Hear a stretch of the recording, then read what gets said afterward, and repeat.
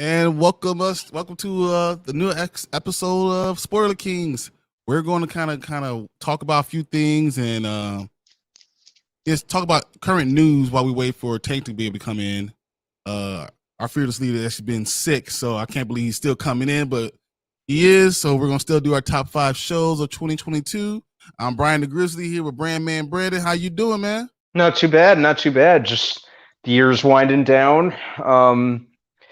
Wrapping my mind around that. Like I said the other day, I am entering 2023 with zero expectations. I think that's the safest thing to do at this point in time. And what's this weather out here, man? Now it's all like 50 something and kind of drizzling rain. Last week Mother Nature was trying to kill us, Yeah, you know. you know what? This is what we do. This is what Chicago is. This is what they do. You never know what to expect. You always get the worst of everything, but whatever. Yep, pretty much. Punches. This is what we do. But how you good? You're good. It was a good day today. It was a good day. I was productive. I woke up, went to the gym very early, took care of some things, worked ahead, work wise, and came back here, ran back out, grabbed a couple things, and then lied on the couch and took a nap, and that was about it. And now here I am. How about you? I'm so jealous. I've been running around like a chicken with my head cut off, but this is the fun part right now. This is the fun part that I get to talk about all the nerdy stuff and have the nerdy stuff behind me, and yeah, this is going to be great. Oh yeah, for sure. Definitely looking forward to it. I got 3 topics I want to kind of cover while we wait for Tank. Let's go. Okay. All right, so I'm going to actually do a change screen and transition and go from there. All right. Mm-hmm. All right. All right. Thank you guys for joining us for another episode of Spoiler Kings. I just want to talk to Brandon real quick about the Eternals 2 plot leaks and the things that we're supposed to be getting. Mm-hmm. So the first thing is we're supposed to be getting Judgment Day from the Eternals. That's going to be the basis of everything. And basically, if you guys don't know what Judgment Day is, it basically is a major conflict between the X-Men, the Avengers, and the Eternals. The Eternals basically figure out that the X-Men, the mutant gene, is coming from the Deviants, which is their arch nemesis. So they, in their mind, they need to kill all the X-Men. So that's kind of where we're going for Eternals 2, which seems amazing. Sounds unbelievable. But definitely. That's a major leak. What do you think about that? First and foremost, I think that's awesome. Second, I think considering the universally mixed response that the Eternals got in comparison to a lot of the other things that have come before it, after it, I think that they're going to have to pull something major to really win over the good graces of the general audiences and MCU fans. I think that the first film was a gamble, and it was basically Marvel's art house movie. We had Chloe Zhao, who did Nomadland, directing it. Hey, by the way, she's unlikely to return. I think that's probably for the best. Yeah, I agree too. Even though I enjoyed the movie, I enjoyed what they were going for. I think replacing her is going to be for the best. I think that she has her vision, and she went with her vision, but her vision wasn't taken very lightly. So people didn't like it. So you might need to replace her. That makes sense. Yeah, one thing that Marvel has done that I've always kind of really enjoyed is when they realize when something isn't working, and they usually course correct. Like, say for example, the Mandarin twist in Iron Man 3. they course corrected that down the line. Oh, Trevor Slattery, he's going to meet up with the real Mandarin. The real Mandarin's coming. The real Mandarin shows up in Shang-Chi. Yeah. So that was cool. People were complaining about Spider-Man, having too much help from Tony Stark in the Avengers, and he never threw a punch and this and that. And Spider-Man No Way Home was basically everything. It was all basically it was, it rectified that and retooled the first 2 movies into one big origin for classic Spider-Man. or to classic Spider-Man. So I think that I don't think that Eternals is beyond what I'm getting at is I don't think Eternals is beyond salvation or beyond saving. They Well, just they're doing a lot of other things too. So they Mhm. Adamantium is going to be introduced into the MCU Yep, read through about that that. through that new Marvel Celestial that's sitting there in the middle of the ocean that no one talks about. So Mhm. there's going to be an arms war race. Basically, all countries, because this is going to be unclaimed land, and Mhm. everyone's going to be running towards it, including the Red Hulk. This is where we're going to be getting into Captain America 4. So that's going to be part of the plot for Captain America 4. Yeah. You know, so but the Eternals are going to be bringing in adamantium. They're going to be bringing in mutants. They're going to be bringing in Judgment Day too, but they said on a more cosmic, level. So they're Mhm. going to be bringing things. You're going to have more huge, big people, big what's it called? The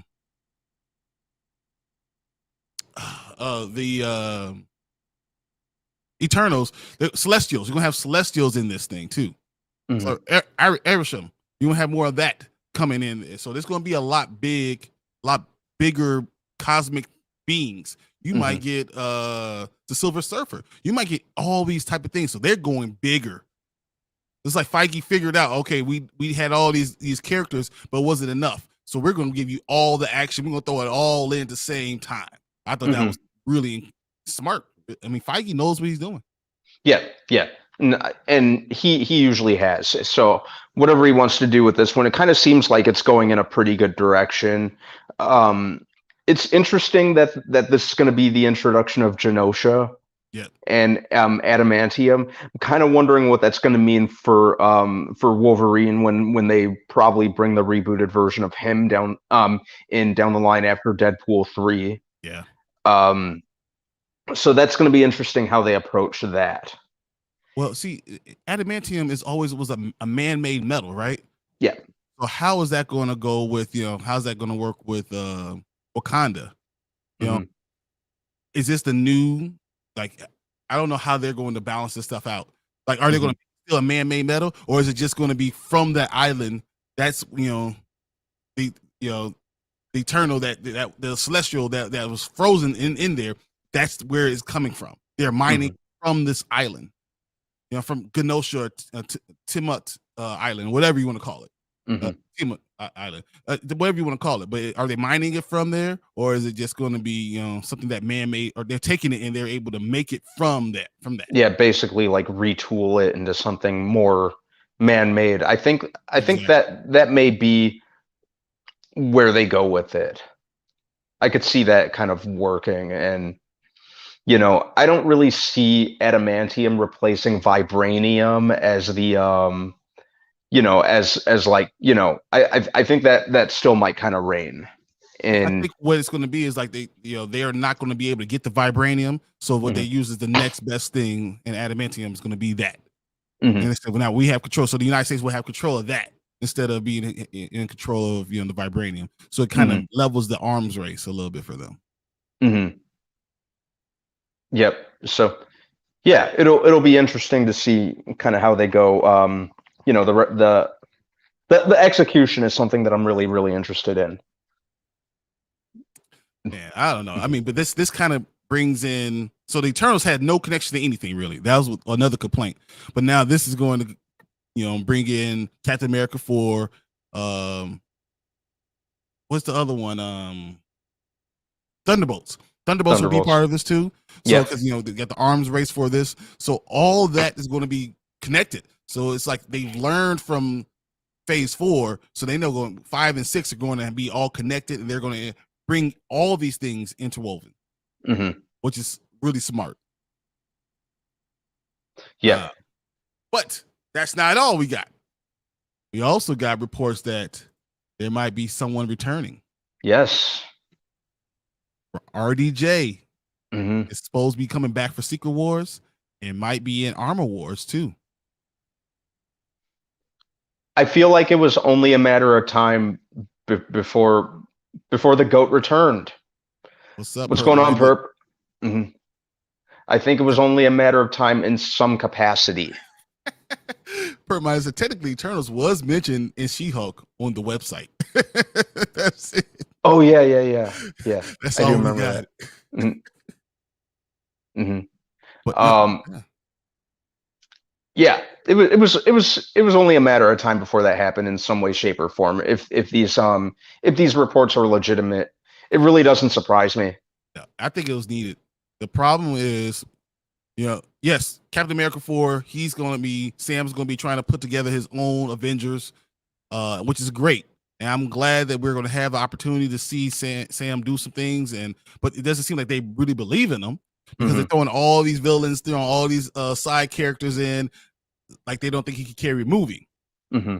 Well, if that's the case, I'm glad RDJ is coming back because there's not great leadership right now for the Avengers. Yeah, well, we haven't really gotten to like see any leadership in motion. Phase 4, for the most part, just kind of seemed like it was like kind of more individual stories, a lot more standalones rather than it culminating into team ups, which I was fine with. You know, I think they needed to do something a little different for Phase 4. So I kind of appreciated, kind of the more kind of individually told kind of standalones they did. But here's my thing though. But when you think of Marvel, right? Hmm. Who are the characters you think of? Iron Man, Iron Man, Captain Captain America, America, Spider Thor, Man, Spider Man. Thor. Hmm. All of them are gone. Come on, all of them. How are you Hmm. going to carry on for Marvel with all of them gone? I think that's probably the thing that I'm most interested in because it kind of plays out just like a comic storyline or some of the storylines that we've read or kind of Mhm. gone through where it's kind of new blood taken over. It's kind of that cycle. But don't they I'm always go bad first for a little while until you really develop those characters? Can Marvel really stand to do that? Mhm.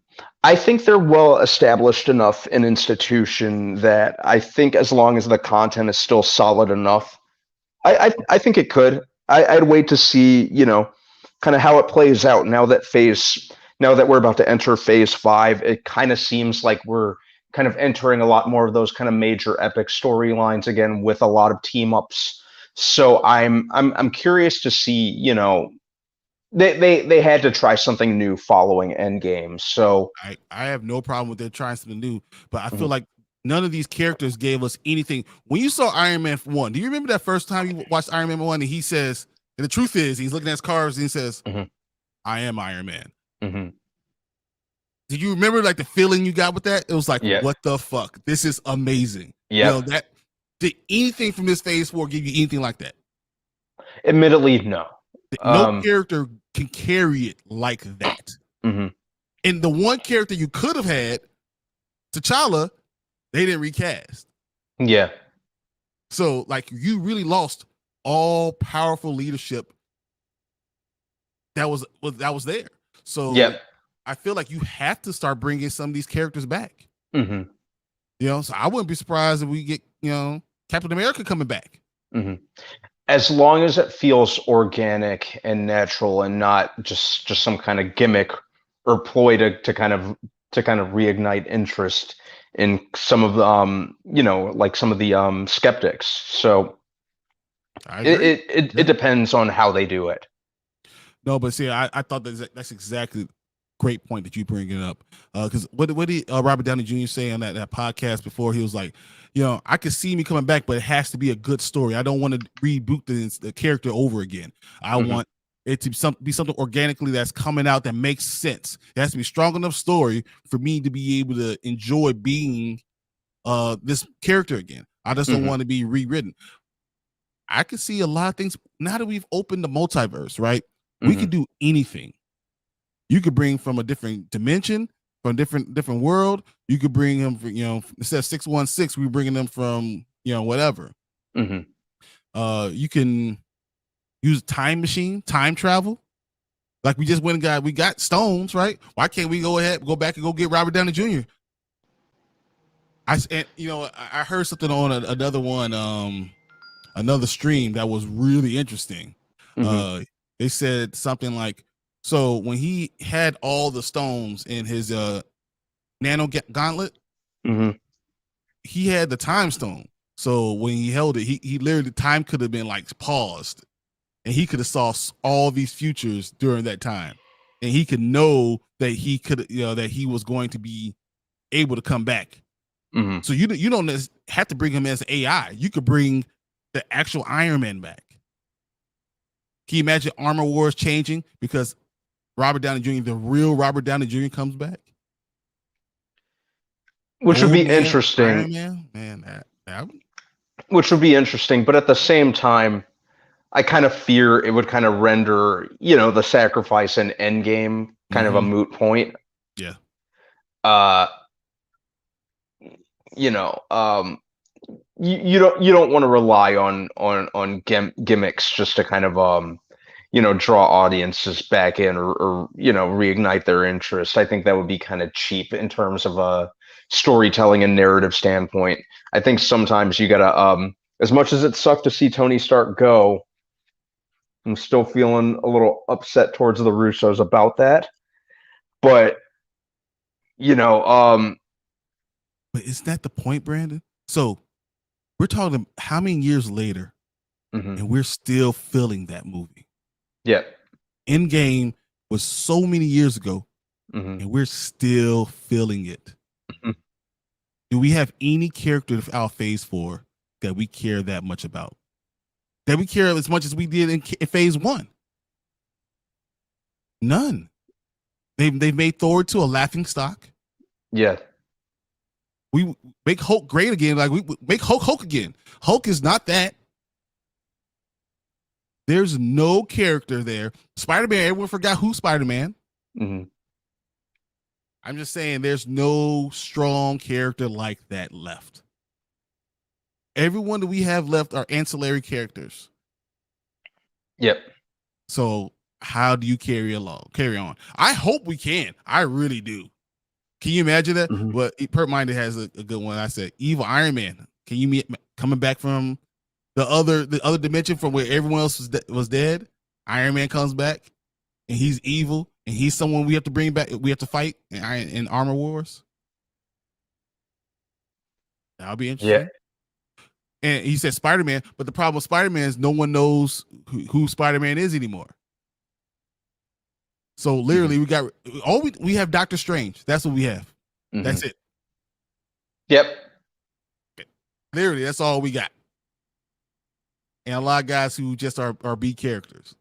Yep. So I don't know. I wonder what Marvel does with this. I wonder, because T'Challa was such a strong character. You needed him for Secret Wars and the Kang Dynasty and all that stuff. You need T'Challa. So if you don't have that, you need to bring one of these other characters back. I thought that Marvel didn't have to worry about that. They probably didn't think that this is something they had to worry about because they figured T'Challa would be able to carry it on. Not having them, maybe they have to bring someone else in. I like what Purp's still saying, even though I don't agree, but I like what he's saying. T'Challa should have been the new face of MCU, but I 100% agree with that. Yeah. He should have been the new face of the MCU. He should have been the one that carried it along. And I don't like the fact that he's not. Yeah. You know how I feel. There's no need for us to get back into that. Yeah, we could go on about that all day, but how much can you really beat a dead horse? I don't know. But yeah. But you're smart. You know this stuff. What do you think they do? Who do you think they lean on? Or do they just eventually get you back to Spider-Man? I think Spider-Man is really going to be kind of in his own corner, and I kind of hope he's in his own corner because, he was the street level, kind of hero in this fantastical universe where everyone's going up against aliens and, like interdimensional beings and governments. I think he's just going to be in his own corner, kind of looking out for the little guy. Is he not the strongest Avenger left? Think about how strong Spider-Man really is. He was able to rip the glove off Thanos. Yeah. Well, considering Quill didn't F it up, imagine what he would have done. Considering where he is now, I have a hard time even calling him an Avenger now. Yeah, that's 100% true, man. I think the only way he's going to factor into the Avengers, I think, is probably going to be in Secret War. He's probably going to get the black suit for that, like in the comics, and then you know, he'll go back to doing his thing. I think Spider-Man 4, Mhm. we're going to eventually get to know all this is going to be reversed. All Doctor Strange stuff is going to be reversed, and people are going to start to remember who he is again. But wouldn't that render No Way Home kind of a moot point? As long as it's just the team, the Avengers team, remember. Because remember, we didn't, Doctor Strange's spell didn't really work on everybody. Everyone wasn't there. Is Captain Marvel going to remember that he's Peter? Did the spell work in different, edges of the galaxy, or did it just work on this planet? There's so many questions that are unanswered. So, I mean, knowing that Tom Holland's been signed for a multi-movie deal, and he's going to be in probably 5 or 6 movies going forward, you gotta have something. Yeah, I think I'd hope that spell kind of reached pretty much reached everywhere, even the far reaches of space, for everyone that just knew who Peter was. Otherwise, I think it would just render No Way Home useless. I kind of like Peter when he's kind of on his own. Like, even in the comics, I never really got that that he was friends with the Avengers so much as they just kind of came to him for help from time to time. Yeah, I kind of prefer him. I kind of prefer Spider-Man as more of a solo act, and I think that's really instrumental in his character progression in the context of the MCU, especially. If you look at it as a whole, even with Tony Stark taking him under his mentorship, he always wanted Peter to kind of be his own hero. Yeah, and that's kind of what we saw, that Peter was becoming his own hero in itself too. So you're right. He doesn't have to leave the Avengers at all. But Hurt Minded had this, Tom Holland probably going to die by the end of the next trilogy to introduce Miles. Miles is a strong enough character. You see how all these comic books, I don't know if you go to comic book store as much as me, I'm there way too much, but they're having all these series starring him, not just the Ultimate Spider-Man, but he's having his own series, that they're redoing. If they're doing that with that character, is it possible that they're going to try to use him as a leader? Is the Young Avengers going to be the ones that they're going to push forward now too? There's so much that could be done. Yeah, there's a lot. There's a ton of possibilities, which I'm very interested in. I think phase 5 and forward is going to really enter those doors. Well, I think 5 is going to have a crazy thing, and then 6 we're going to get Kang, but we're going to also get X-Men starting, and then Fantastic Four. See, and I think that's the answer. Have RDJ be the bridge to get us to Mr. Fantastic. As long as you cast a strong enough Mr. Fantastic, you have to bring someone that got some acting chops. So I'm hoping that it works out well, but who knows? Who knows? Yep. They've never really let me down when it comes to casting. So I think whoever they cast for Reed, I'll be happy with it. At least I hope. It better be good. That's all I know.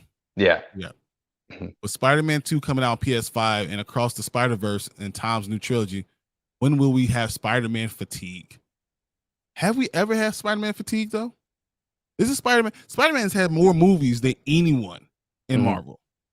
But because it wasn't part of Marvel, I guess it's part, we had Sony. But who's had more movies? Spider-Man might almost has as many movies as Batman. But that's a good question. Can you have Spider-Man fatigue? I don't know. I don't know the answer to that. But that's a very good question. Yeah. Or exactly what you say. He's become a street level hero, and we have Daredevil, who is going to have 18 episodes, and Spider-Man really plays off of that, and he stays on that edge until we have Secret Wars, until we have these big, huge movies where everyone's going to be part of it. Maybe you're right. I mean, I just can't wait to see what happens. I don't have got a lot of answers, just a lot of questions. Same. All right. Mhm. Last thing I want to talk about, Captain America for the villain. We know we're going to have a couple of villains, right? So we know Mhm. President Ross, who's also going to be Red Hulk, is going to be one of the villains, right? Yep.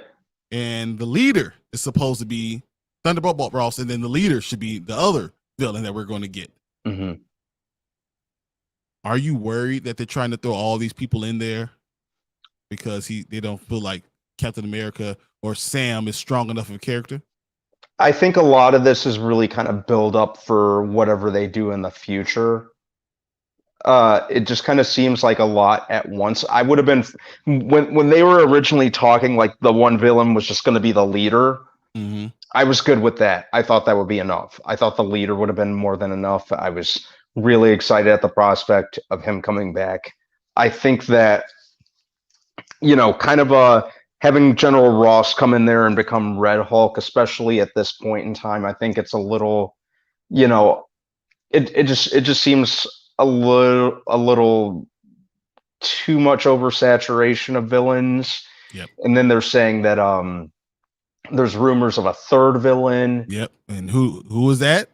They're saying whoever it is, it may be played by Jessica Chastain. It kind of has me inclined to think that she might be playing Sin. Yep, that's what you said before. Yep. Yeah. I think it's just I want Captain America with just focusing on Sam. I don't want Avengers 4.5.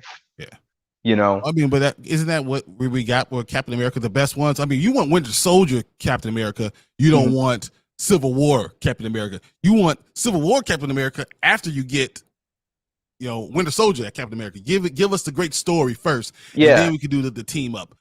Right. Yeah, and just keep it centered on Sam. I think Sam at this point deserves to have a solo film that's very Sam centric. Mm-hmm. Mm-hmm. We don't to be honest, I'm not even sure, man, how I feel about the prospect of Harrison Ford playing General Ross. Mm-hmm. I think he's at a very comfy point in his career where he's not really putting in a whole lot of effort. He's just kind of coasting. I think that, if you were gonna recast William Hurt, I can't even I really don't even buy Harrison Ford as, like a hard-nosed, ex-military man like Ross. I think it should have been, if they were gonna recast him, get like an Ed Harris or something like that to replace William Hurt. I think, just slap a hairpiece and a mustache on him. No, but see, you know what they're doing. Phase 4 didn't have enough star power. They're trying to give us all star power in this next phase. Yeah. Phase 5 is going to have all the big hitters. They're going to bring everybody back. Mm-hmm. Yeah, I get that. I think the whole time I see Harrison Ford as, well, I guess it's going to be President Ross now. Mm-hmm. I just kind of see a repeat of him in Air Force One, just a little crabbier and a lot lower. Yeah, and a lot lower energy at this point. You know how he doesn't have to have all the energy, high energy, because you can just don't CGI all of it. It's going to be a lot of CGI. That's what you're going to get with Red Hulk. Yeah. I'm not sure. I don't know how I feel about him as Ross, much as I've always liked Harrison Ford. I'm actually surprised he even accepted the role. Yeah. Well, this is a big chance for him, and this might be, he doesn't have to be in a lot of movies. He could get killed off in one of these 3 movies. By Eternals 2, he might be killed off. Mm-hmm. What about Sentry? What do you think about that? I'm cool with Sentry. That's one of the things that I'm looking forward to more out of the MCU moving forward. I've always thought Sentry was a cool character. I'm liking that he's going to be introduced in Thunderbolts. I'm sure we'll get a hint or a reference to him. Isn't he supposed to be part of the Thunderbolts? They're saying he's going to start out a member of the team. Yep. And then what's it called? The what's it called? The Abyss? No, it's the what's the part that starts to speak to him, that starts to drive him crazy? I forgot. I'm trying to remember the name of it. I mean, it's a big plot point, and I'm just a little rusty on Sentry. Same. But he basically starts to go a little crazy because of it. I don't know. I'm gonna try to look it up myself. I know it, but you know. Mm-hmm. Oh my goodness. But whatever. So he's gonna be part. He's gonna be part of the Thunderbolts, and then the dark side is gonna kind of start speaking to him, and he's going to go full villain, which is gonna be really cool. I think seeing him go full villain, and just rip up everything. Yeah, I think it was the Void, right? The Void. That's what it is. The Void. You're right. That's what it is. Yeah, so that'll be cool, and I hear they're gonna try to do like something solo with Sentry as well after he's established. What do you think about a solo villain movie? That's interesting. I would be cool with it. I'm just really curious to see who will play Sentry. That's all. That's like the main thing that I'm interested in at this point in time. Say, Horror Geek says, I never cared for Sentry. Mm-hmm. I didn't care either. But once again, I think they're going for full star power in this phase. And you're talking about casting Ryan Gosling. Ryan Gosling would be good. I think another good one could be I think Alexander Skarsgård would be good. Skarsgård would be good. He's definitely got the look for the role. I can see that. Like I've joked many times, even though I'm certain it won't happen. If Kevin Feige turned around and cast Henry Cavill to play Sentry, I just think that would be the hilarious. Biggest boss move ever. It would be the biggest. Boss. Bam! I ended you. Yeah. You're not going to let him play Superman. I'm going to get him to play our version of Superman. We are Superman. That's all right. We got you. Mm-hmm. But yeah. I'm interested to see who plays him, because I think with Thunderbolts is supposed to start shooting, I think, like starting next summer. So I think it's only a matter of time before we know who's going to play Sentry. I mean, is it? Because we're still waiting to hear about Fantastic Four, so I don't know. Remember, Fantastic Four got delayed a little bit until early 2016. So I think it might be a minute before we hear, probably at least even a casting after we've had a director for now, 9 months. We have no idea about any casting. Has it been 9 months? I know John Watts was replaced with Matt Shakman near the end of the summer, I think. So that was in July or August, wasn't it? Yeah. But we have no idea for any casting? None? I mean, we're supposed to get that in, last Comic-Con. We're going to next year's Comic-Con and still not getting any casting for Fantastic Four. Yeah. Well, we got a minute before they, at this point, I'm pretty sure they're not even finished with a script just yet. So I'm thinking we probably won't know anything about the casting until mid 2023. I'm thinking. I hope so. I hope we get something. I honestly do. We have a lot of questions out there for this whole phase. So, we don't know what we're going to get with Blade. Now they're rewriting the whole script. We don't know if we're going to have that horror universe, but I do know we're going to get heavy hitters. They're going to bring as many powerful, heavy hitters, actors as they can.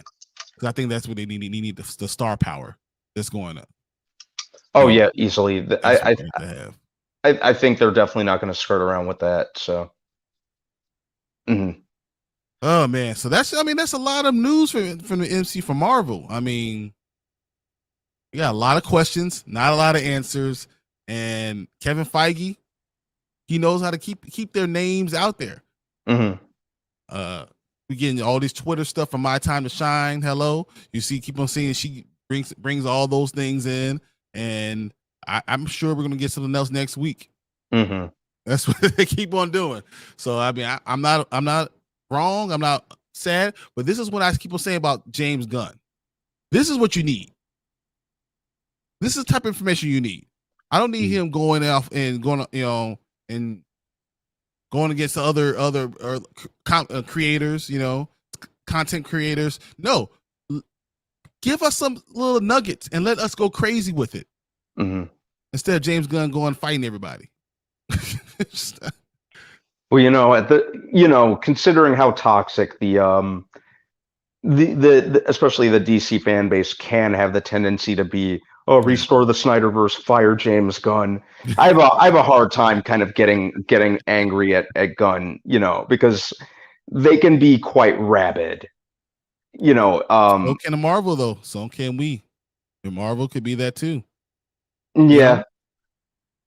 It's so funny because I was more DC as especially in the 90s.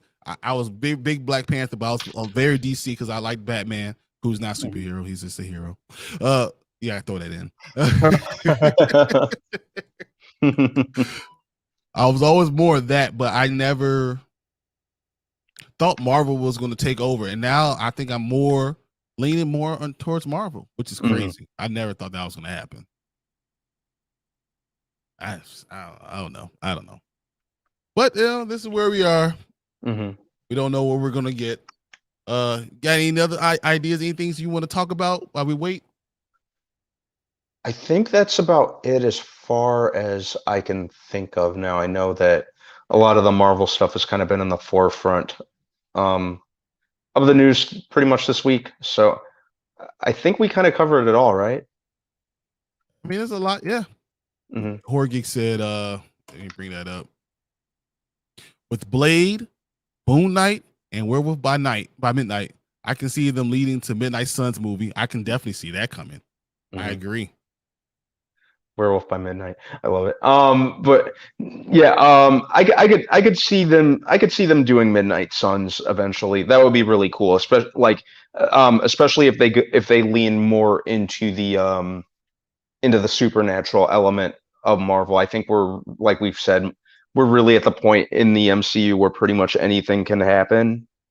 They're going to have a lot of stuff going on at the same time. I do think Midnight Suns is going to be the way they go. But we're going to have that along with all the X-Men stuff, along with the Eternals, and along with this Judgment Day too. Like this Judgment Day is going to be crazy.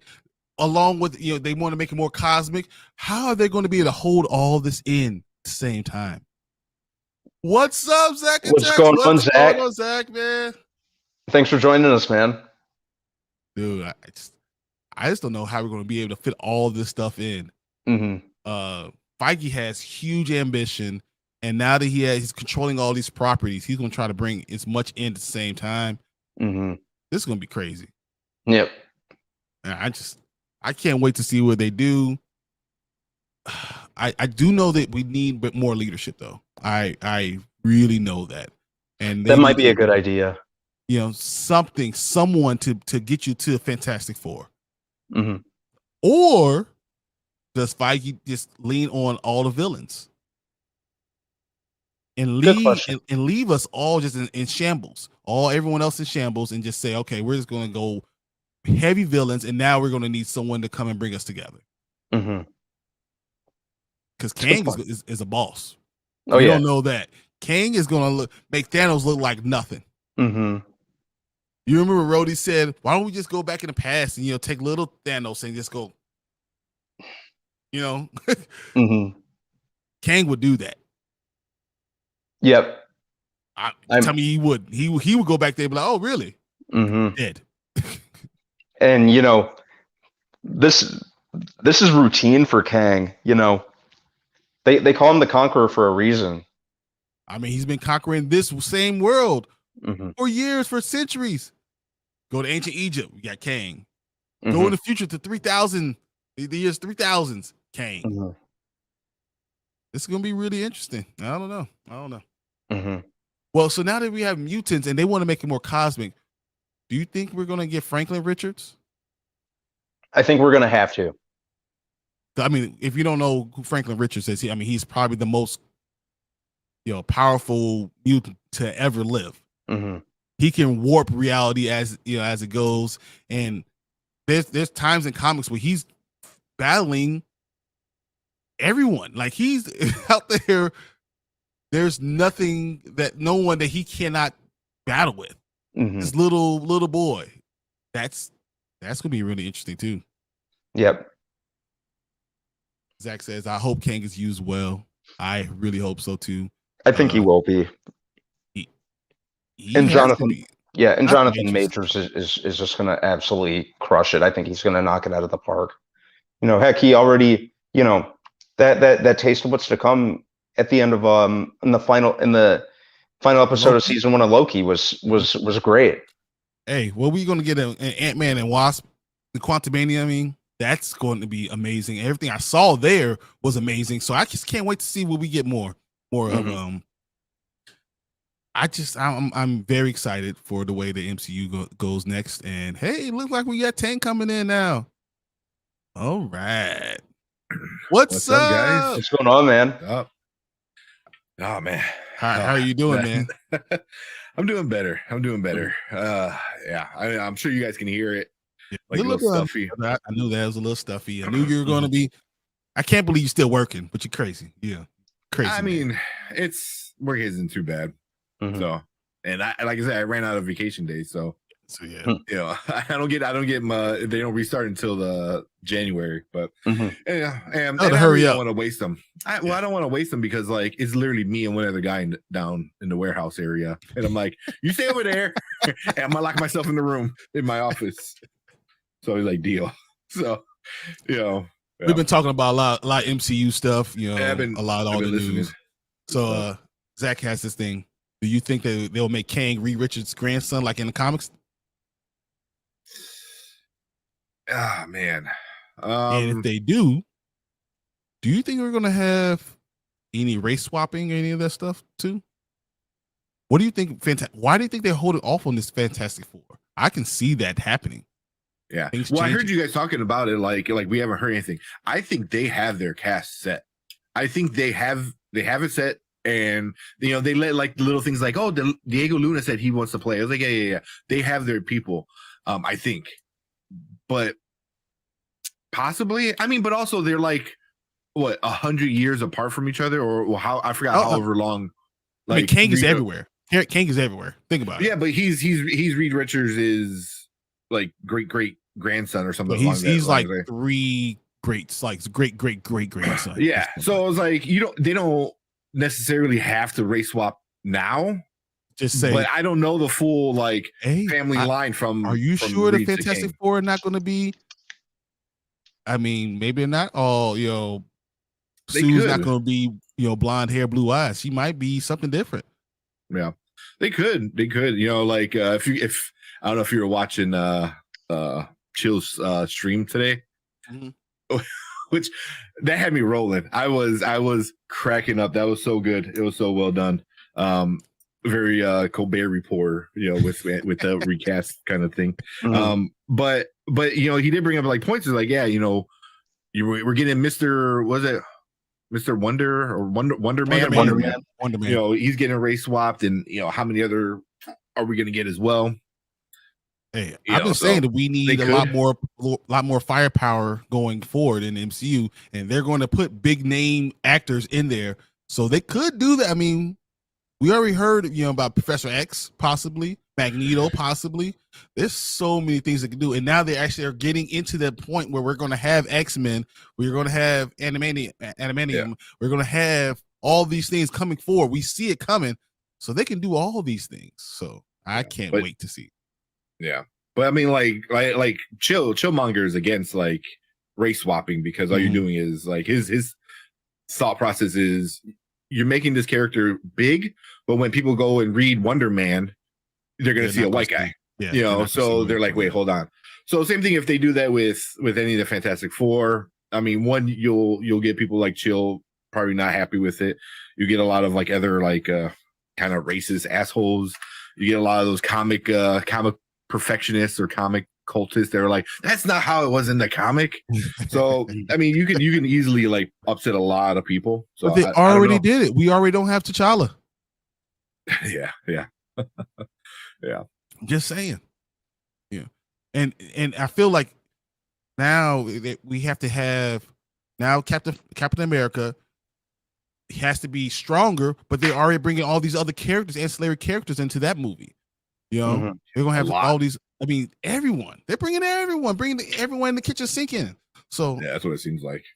Which sucks because then that means like Sam's first Captain America movie is gonna be like an Avengers kind of movie again. it's You gonna know, be it's more, like a it's Civil gonna be War more type of Civil style, War and Yeah. less like Winter Soldier. Winter Soldier. Mhm. Exactly. Yeah. That's what you want. You know, Yep. We were just I don't know talking if that's about what you want, but yeah, I mean, No, you That's want what you're Winter gonna get. Soldier. You want Winter Soldier. Well, we you want don't want yeah. Avenger.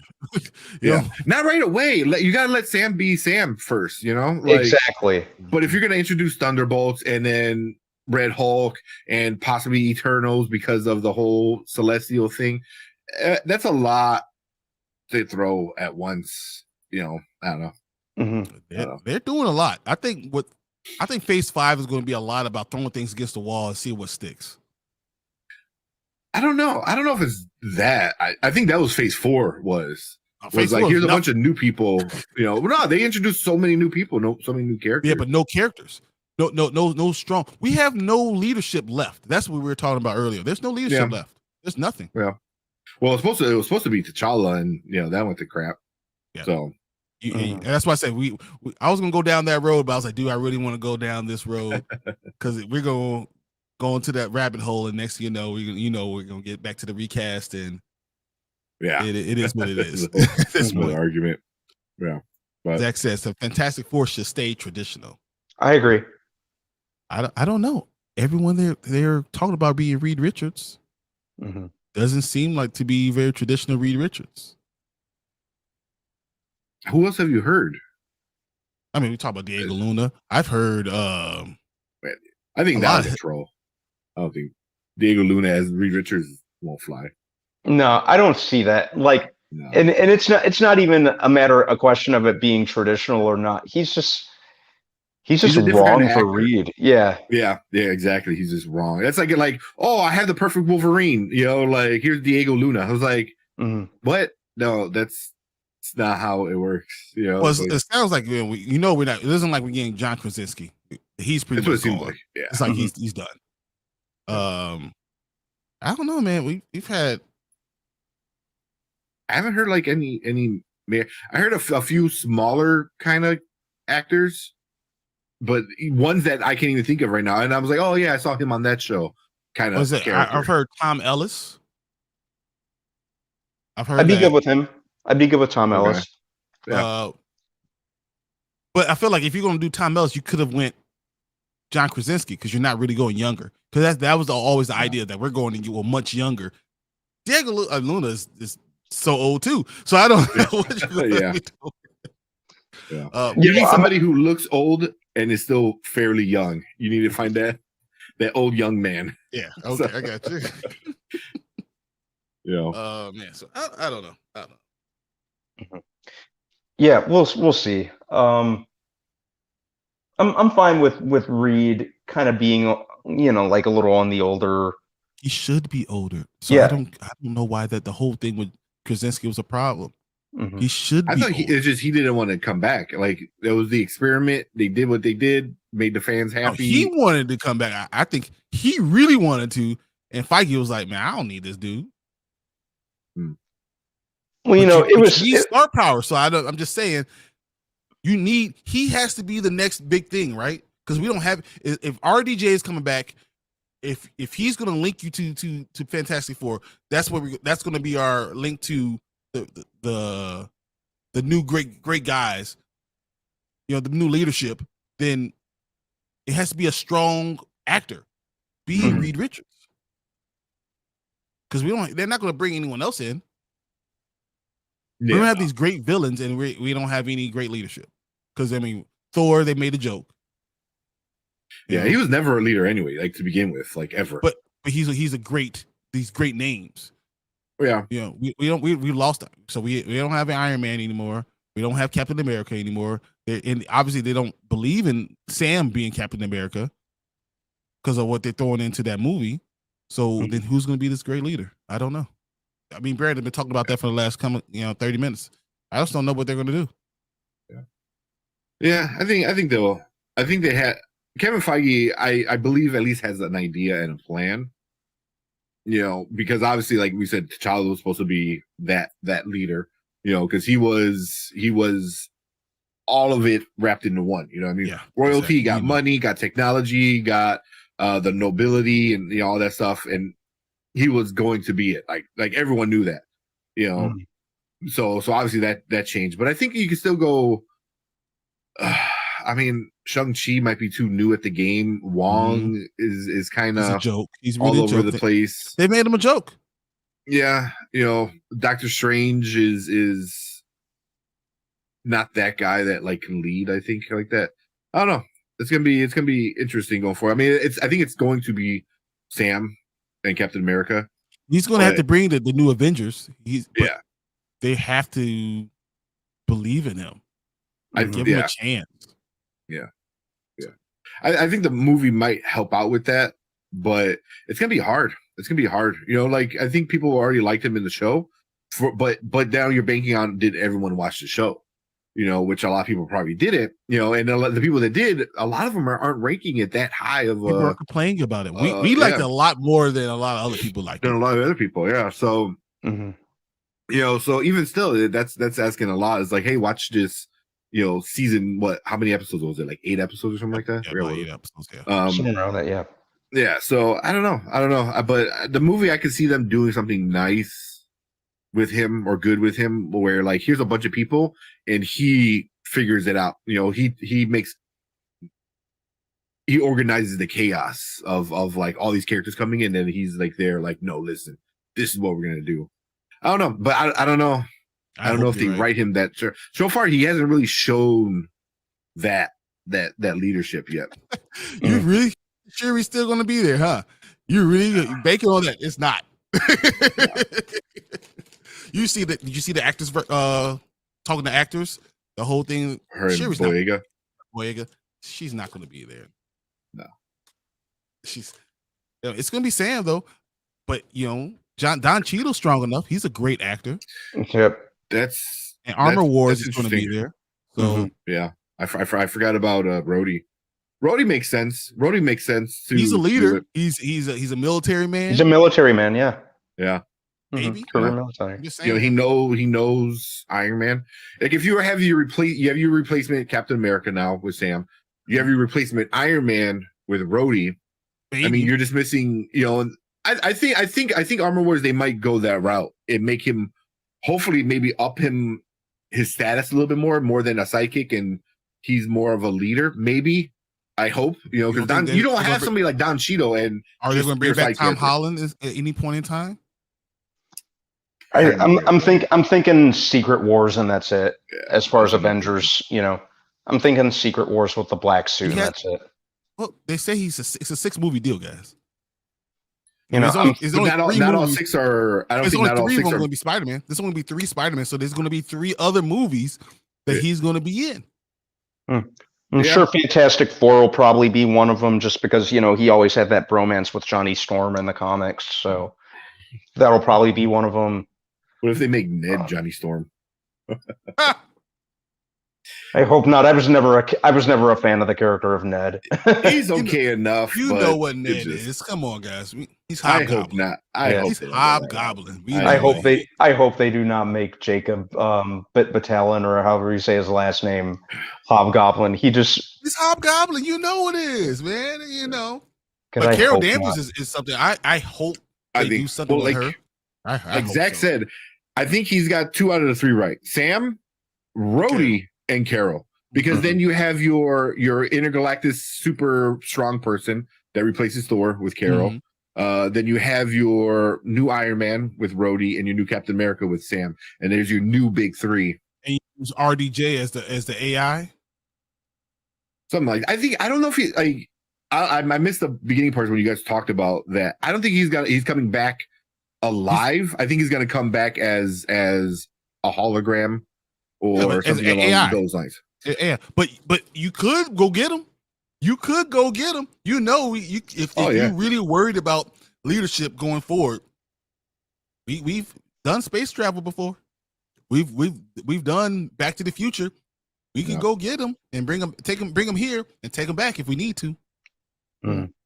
Yeah, I don't know. I think that he's gonna stay dead, and they're just gonna bring him in like for cameos or even a flashback. I could see a flashback would be interesting. So we already know. So but we hear.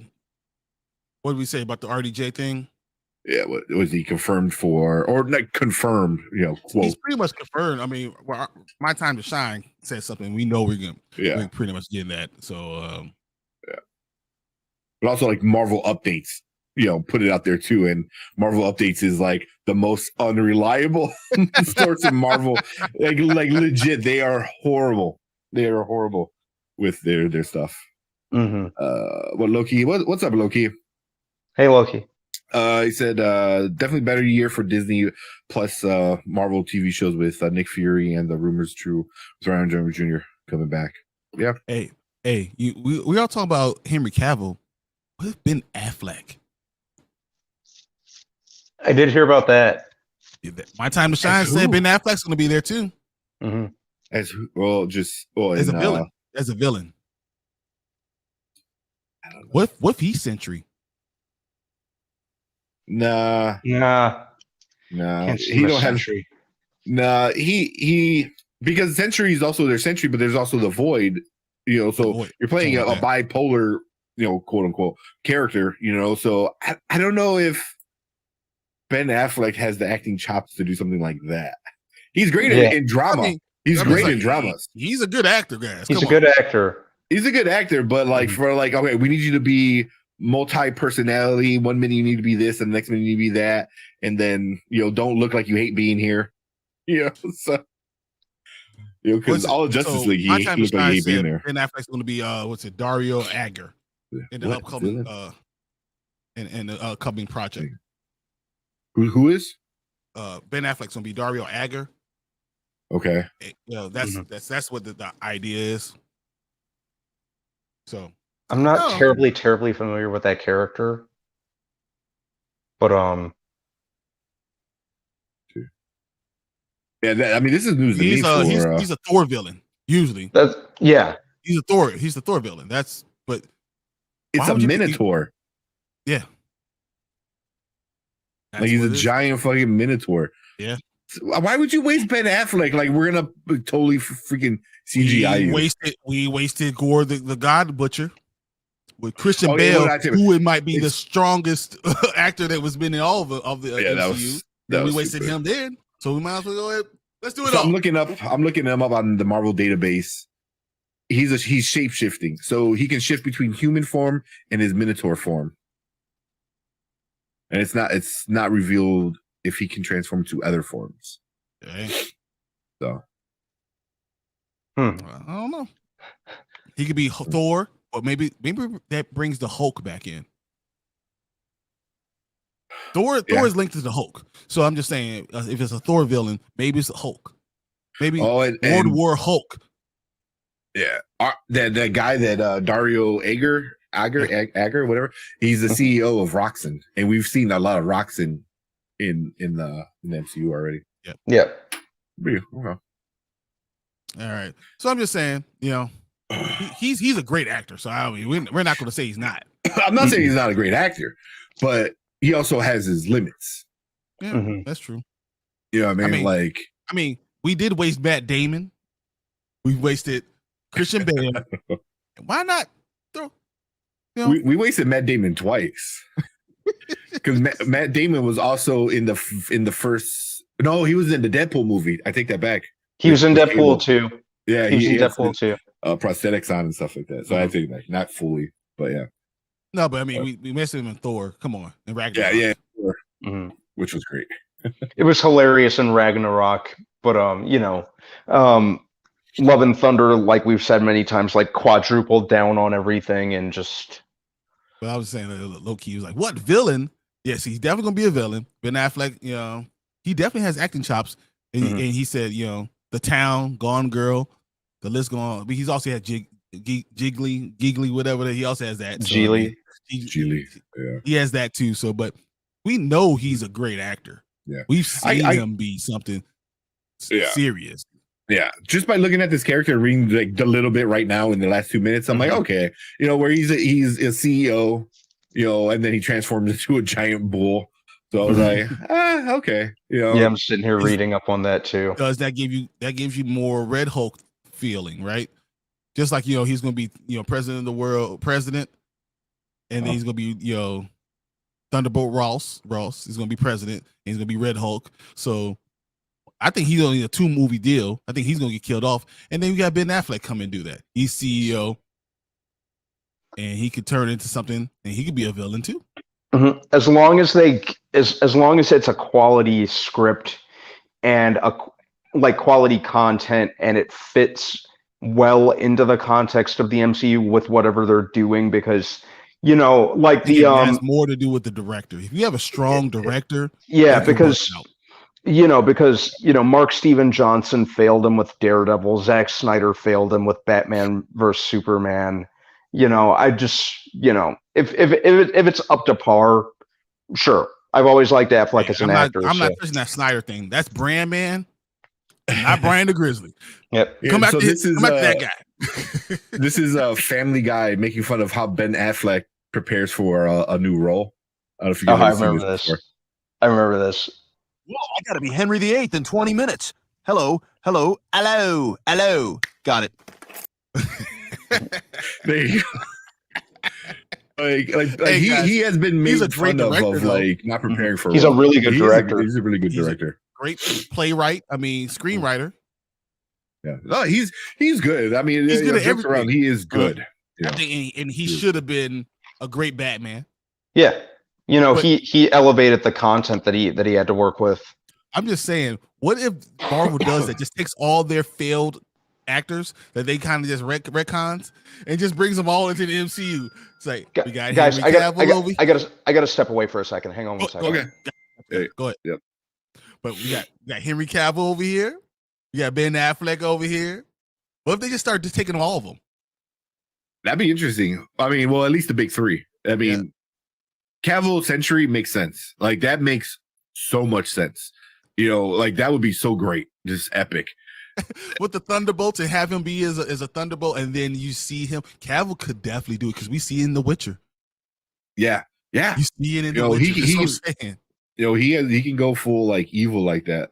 But then also, someone like Dario Agger, whatever the hell his name is. That'd be kind of interesting. A no name so he can kind of do whatever he wants with that.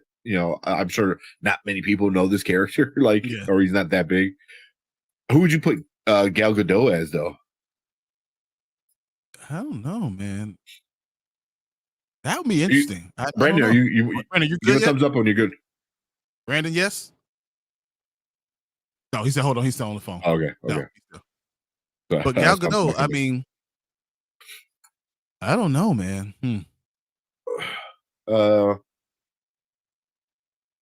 don't know. She should be interesting because, I don't know. That would be such a boss move. All right, B. So we're talking about if you take Henry Cavill, make him Sentry. Mm-hmm. We got Ager is going to be Ben Affleck. What's Gal Gadot? What do they do with that? That's an excellent question. Who could Gal Gadot be? I mean, it's. I mean, one Marvel has a very issue with female characters. Female characters. Strong female characters. Hey, Zach says Ben Affleck should direct a DC movie. I heard that he might. That's a rumor, isn't it? I'll always be disappointed he never got to write and direct his version of the Batman because it sounded amazing. Yeah. We missed out on something on that. We really did. Yeah. I'm not sure who Gal Gadot could play. At one point, I was going to say Elsa Bloodstone, but Werewolf by Night already introduced her. Yeah. Ooh, she would be good. I could see her in black and white too. Yeah. Yeah, I like that. That would be nice. I'm not sure who she could play. But we know the MCU is big enough, and they have so many multiverses. We could bring in her as anything. So You know what's funny? Didn't you hear something about Scarlett Johansson coming back and directing something too in the MCU? Yes, I heard that too. So I No, feel I like did. they're bringing all of their old characters back too, and they can take all Mm-hmm. of DC these characters too. I'm just saying. Mm-hmm. What if they make Yeah. the girl one who's Batgirl? That they retconned that movie and got rid of it. What if they make her Susan Storm? I don't know. I'm not familiar enough with that actress. What's her name? Leslie Grace or something? Leslie Grace. Yeah, I've I'm not only familiar enough noticed, like, two things. with I'm her just as an saying, actress to say that either would be or. so awesome that they just taking all the DC failed projects and say, "Well, we could do that. We can play with this toy, and we're gonna make it awesome." It would be the ultimate trolling. That's the most Feige thing. That would be such a boss move, and that would be the most Feige thing to do. Yep. Oh my god, has she only been in one other thing? Yeah. Oh no, she wasn't. She, Well, I mean, In the Heights was the one that got her big. Yeah. I think that's all she's been in. Mhm. That's the only other thing or actress. I like what Zach is saying here. Gal Gadot Shit. as Death. I don't know if I know Ooh. Elektra, but as Death, No, Death. Well, we're getting a new I Electra, like- I think. yeah, that's happening already because we're gonna have that in with In Born Again. Born Again. So, Yeah. but Death is awesome because we already have Deadpool and we got Thanos and dude. Gal Gadot and Ryan Reynolds already work together. They know each other. They did. I like where you're going with that, man. That would be cool. Mhm. That would be cool. I mean, all you give her like a the mask with the face with the skull, and then put her in like a one piece bikini with a cape. She could be. But there you go. Anything. I'll watch anything. It's all right. I'm good. Mhm. I mean, except 1984. That's Yeah, there you go. not 1984. That would be interesting. That's where I draw the line. All right. We've been talking about this for over an hour. Okay, we got a couple trailers to watch, so let's do some of the trailers, Nice. and then we got to get to our top 5 TV shows of 2022. Yeah. I planned out my top 5. I mean, I wrote down so much, and nothing from Marvel, nothing from the MCU from any of my top 5, or even a top 5-ish. Nothing from Marvel. Same. What about you, B? Same. You got anything from Marvel? One. Oh, you do have something from Marvel. That's interesting. Okay. Mhm. Man, I can't wait to see what you guys say. Yeah. I think we're gonna have all different top 5 lists. I can see one or two being in all of ours, like one or two being the same across the board, and then Yeah. after that, I made such a long list. I was like, between I didn't put Sandman in my top 5. oh, You know, but don't ruin it. you know, I love the Orville. I'm just saying things I don't have. Oh, the Orville. I love the Orville. I didn't put that in there. I love Picard. I didn't put that in there. I didn't like Halo, but so of course I didn't put that in there. Yeah, I mean that's I love gonna be our Upload. ones. You know how much I love Upload. Oh yeah, I didn't put that in there. So I'm just saying. yeah. That was the issue. I had to make a list of all the ones, not all the TV shows I watched, but ones that I liked. You know, Mhm. what? So I know Zach Attacks and some other guys are in here. I know. So I'm on Letterboxd now. Cave. Yeah, we got. Yeah, so I'm on Letterboxd now. Geeks. So I'm gonna keep track of. The movies I watch, and hopefully, I I'm told gonna you do the guys same thing hopefully too. do it too. Yeah. You know, because then you can write little blogs, little journals about it too. And there's a cool feature. There's an RSS feed link to it. So I wonder if we could take our that individual letterbox and then put it on our website. website. That makes Yeah. sense. So that would be cool. So that's something we're gonna mess with. But is there anything like that, but for TV shows? That's what I gotta look for, because Letterboxd is only For movies. Yeah, Mhm.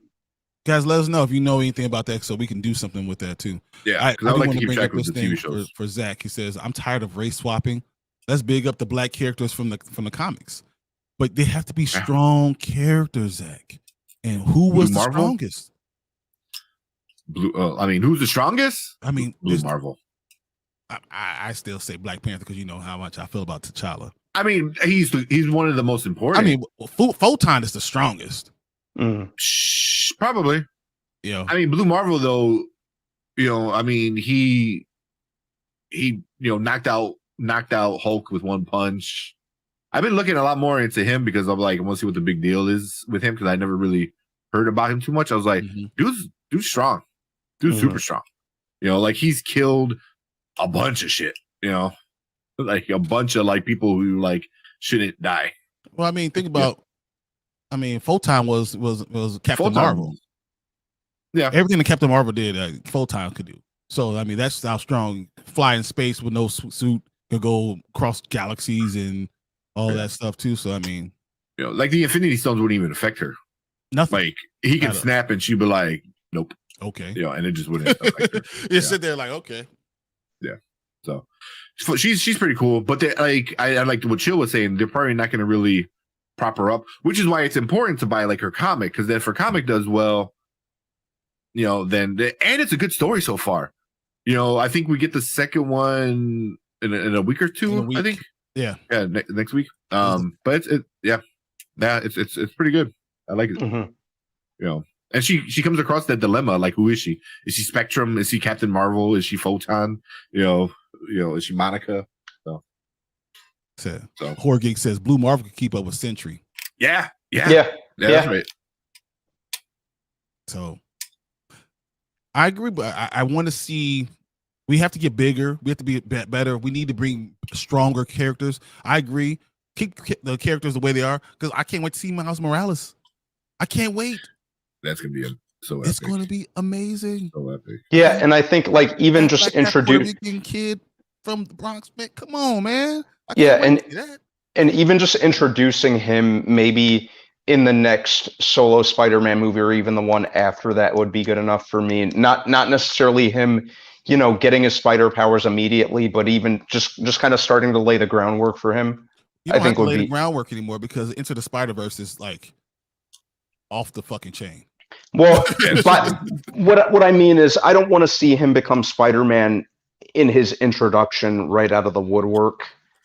I think we already saw him, because we saw his uncle talking about my cousin, my nephew Miles, right? Oh yeah, well yeah, we got a brief mention, but obviously we haven't seen Miles physically. I think introduce him first, have the start showing that relationship between him and Peter, and then like a couple movies and then he can get his powers and take over as Spider-Man is what I'm getting at. I think too many movies is too much. I think you can do it at the beginning of the movie, and then in the movie he starts to get his powers. But I don't think he could be in the first the fourth Spider-Man movie and needs to have his powers by the end of that movie as an extra scene. But I think we're gonna get like a pretty good amount of exploration of like just kind of Peter Parker as classic Spider-Man on his own. I think we're gonna get at least. We already have that movie. I don't want in that movie again. But do we have that movie yet? We have the first Raimi one. But not with Tom Holland in the context of the MCU. I don't need the same movie that I already have. We already brought it into MCU when you brought Tom Holland. I mean, when you brought Tobey Maguire in. Well, No Way Home ended that way for a reason. I feel like I hope that I think they're going to do the Hobgoblin, and I think they're going to bring back some stuff, but I don't know. I don't know. But Zack Snyder, he's Reed Richards and Superman combined. That's the Blue Marvel. But yeah, you know what I'm saying. Yeah. Super smart, super strong, super just that guy. You know what I mean? So yeah, I really Blue Marvel's gonna be pretty cool when they do introduce. And then you already got Monica, and they have a whole love thing going on, so that'd be fun to explore. But also with the Spider-Man thing. So my thing is, there's only really two ways you can introduce Miles. You go the video game route, how they did in the video game, or you go the Ultimate Spider-Man. You have to go route. You have to go to Ultimate Spider-Man. Then that means they have to kill a Peter Parker. Which Peter Parker are they killing? They did that with so he's gonna be a Sony character first? He's already a Sony character. That's true, technically. They already have him. And that's why we have Into the Spider-Verse and all that stuff. Yeah. That's who you have to kill. I don't know, because they already did it with Into the Spider-Verse.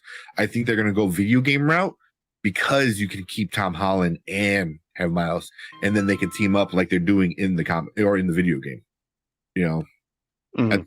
That's what I think is going to happen. Is the very in the next movie that's upcoming, the first time anybody sees a young black man 16 to 21, It's like, everyone's yeah, like, "Is that Miles? Is that Miles?"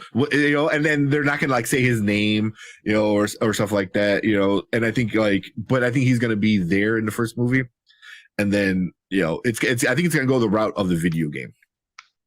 I That's could what see think. that.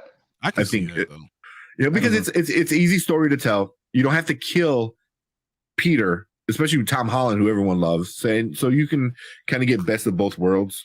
I think. I just think you're gonna To get go the video Spider. I game think route. you're gonna get the Spider-Geddon is what you're gonna get. So I just feel like you're eventually going to have to kill one of them.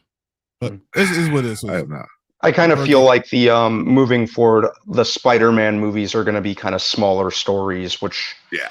I'm okay with. local. Especially with the way No Way Home ended. It promised more kind of in his own corner, kind of classic street level Spider-Man, which I'm good with. I just you know. don't want the same movie that we already saw. It needs to be something different. I don't really see any reason why it would be, other than Spider-Man just dealing with street level crime, which was always kind of his thing anyway. Can that be a movie? I don't. Let me. Yeah. It has been a movie several times over, but The same one. The ultimate Miles Morales question out there of his uncle, dad, and mom who dies in this version. His dad. Yeah. His dad His dies. That's going to die in this movie. Yeah.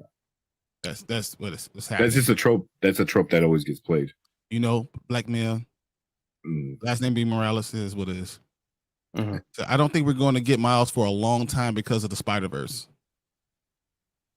I think it's the opposite. I think because Spider-Verse is doing so well, they wanna put him in a live action right away and start making money. Yep. You know. I want you want to. I think by that second movie of the trilogy, we're going to know who Miles is. Yeah. I mean, Sony could do it on its own too without Tom Holland. You could bring back Andrew Garfield, and Andrew Garfield is already you already set up that character in No Way Home. He's kind of pushed to his limit, and then he might sacrifice himself, the ultimate, sacrifice of killing himself, like in the comic book, and then he dies saving everybody that, that's left for him, and the bad guys just literally murder him. Like the Sinister Six literally just murder that boy, it was so sad. And then here comes Miles. Can you trust the Sony to do that? No way. And isn't that the problem? Yeah, they'll 100% ruin it. 100% ruin it. Morbius for some reason will show up, and yeah. You just hope Into the Spider-Verse, Miles steals him. He goes, and now you live here. That would be good. That would be very good. But yeah. All right, we got any trailers, guys? Want to do something else? You got anything? I have nothing. I didn't pull up anything. I didn't know we were going to talk this long on this thing. I knew when I brought Brandon up on these questions, I knew he had some good thoughts, and that's why I was like, all right, here we go. yeah, what trailers are there? I don't know. I really don't know. Oh, man. Honestly, we could just jump into our top 5 movies. Cool. Probably. I'm down with that. Trying to think of...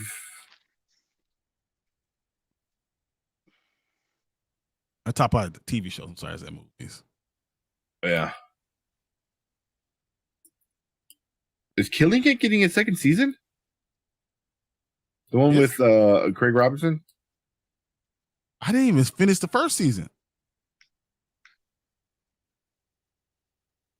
And then Mayfair Witches comes out pretty soon. I am super excited about that. Yes, it was renewed for season 2. It was. Nice. I need to get caught up on that. Yet somehow the Orville still doesn't get a season 4. I see how it is. It's because I want it to be a season 4. That's why. All I want is a Christmas miracle. That's all I want, guys. Christmas miracle. Do you believe in miracles? All right, Zach says, I think we get Tom Holland trilogy that's more traditional Spider-Man, and he uses bad guys we haven't seen much of. Same. You know that you know the way that No Way Home ended kind of promised pretty much exactly that, which I'm really excited for. You know, I don't think they'd end it that way just for him to team up with the Avengers again like he was previously doing. I think that would render his whole story arc pretty much a moot point. But I'm saying 3 movies is a lot to do that. So you could do one movie and then see how it's, and you can see the creation of the Hobgoblin. But I think, you know, I think anything other than what they kind of promised at the end of No Way Home would, you know, you'd be failing on a fundamental level to you know, tackle what the characters usually always been all about.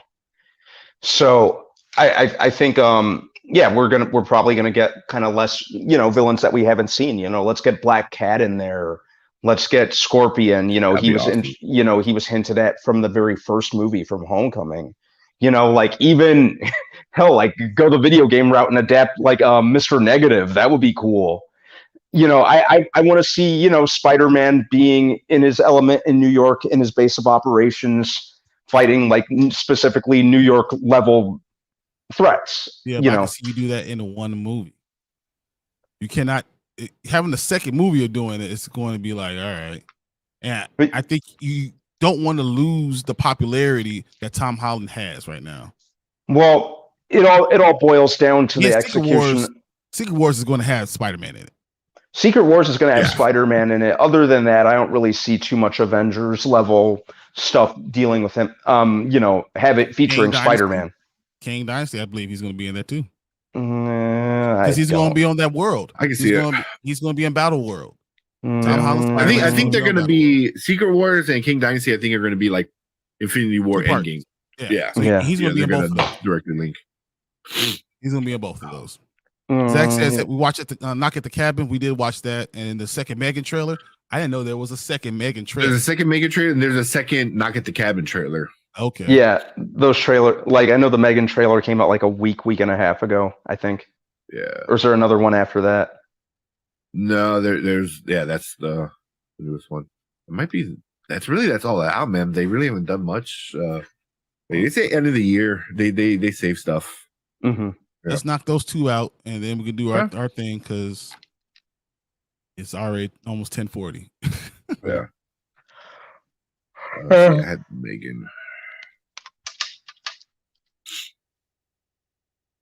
They're both Universal. Ugh. Of course they are. Yeah. Which means they're like. While we're this waiting, I do is want to ours. I want to tell everybody thank you for helping us get to 600. We're at Thank you so 605 much. right now. You guys are amazing. I just really just appreciate what what you guys are doing for us, and we're trying to put as much content as we can out for everyone. Yeah, this is amazing. hmm Brandon single-handedly got like 6 people coming in, so I was like, hey, look at you.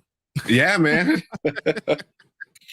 I woke up this morning and I saw the text messages, and I'm like, oh man, we're like at 6:01 in the morning, and then like right now I came home and it was like, I'm like 6:05. I was like, damn, all right.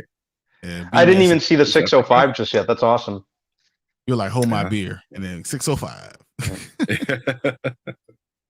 Yeah, Very cool though. yeah, super awesome. But yeah, man, appreciate everybody coming in. Mhm. I just can't believe 600 subscribers and 100K views. You know, like that legit like exceeded my expectations for this year. You know, so Same. Now we have to live up to next year. So we got to really come up swinging.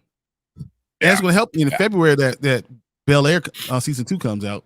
yes, oh, Yeah. man, I can't wait for that, man. I cannot wait for that. We have to hit it like right when it comes out. Immediately.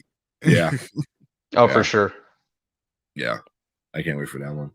Yeah, Yeah, I'm then good. we'll probably do some more private theaters. I'm all for Yeah. that. And I'm all Same. for Bel Air. I'm Bel Air best man. I'm almost there for that. I'm almost ready for that. Next week coming out. Yeah. Yeah, there you go.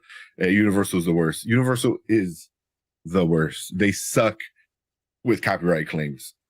They're them and Warner Brothers it doesn't matter. You can ask, you can tell them like, "Hey, it's fair use." They're like, "No, it ain't. Shut up."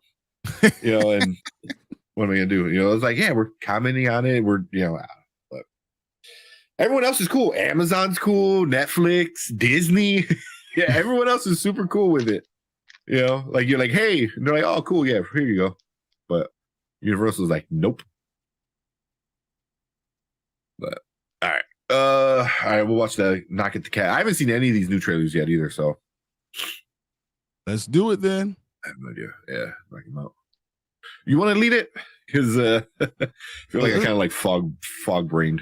Look, Knock at the Cabin Door. Let's let Brandon lead the first one because I think that we need to let him do more because he does a good job. Yeah. Are you good? Yeah. Or you doing some work stuff? Oh no. I was kind of working ahead on some stuff, like just kind of multitasking. But let me pull up the synopsis for Knock at the Cabin. All right. Well, we're not breaking down. Just it's just like we're gonna watch it. We're gonna watch a trailer. Okay. Welcome to Spoiler Kings. Blah blah blah. Introduce us. Knock at the Cabin. See trailer 2. Hey. Yeah. Thank you, Zach. Thank you, Zach, so much. Yeah. But yeah, I'm down for that. All right, cool. I'll hit it and then It's on you, man. Be ready. then you go. All right. I'm ready when you guys are. Cool. What is up, everyone? Welcome back to Spoiler Kings. I am here with my partners in crime. We got Tank here. We got Brian the Grizzly. We're going to do some trailer reviews. We got 2 more days in 2022 left, guys? Am I on the right track? Yeah. I know it's going so fast. It's so weird. You kind of lose all concept of time, when you kind of get to that point, or at least I have. I don't know about you guys. Yeah. But welcome everyone. We have hit a milestone. We just hit our 600th subscriber. Yeah.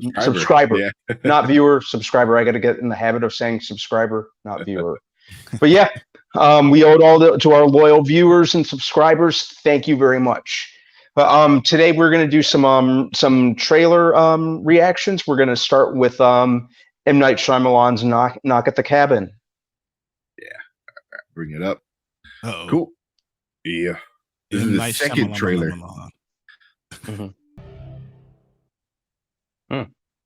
It sounds so great, but it's gonna be some type of stupid ending at the end. Like, well, I know this is based on an existing story, so I'd like to say that M. Night Shyamalan would have a hard time messing it up, but then look at The Last Airbender. That was an existing story too.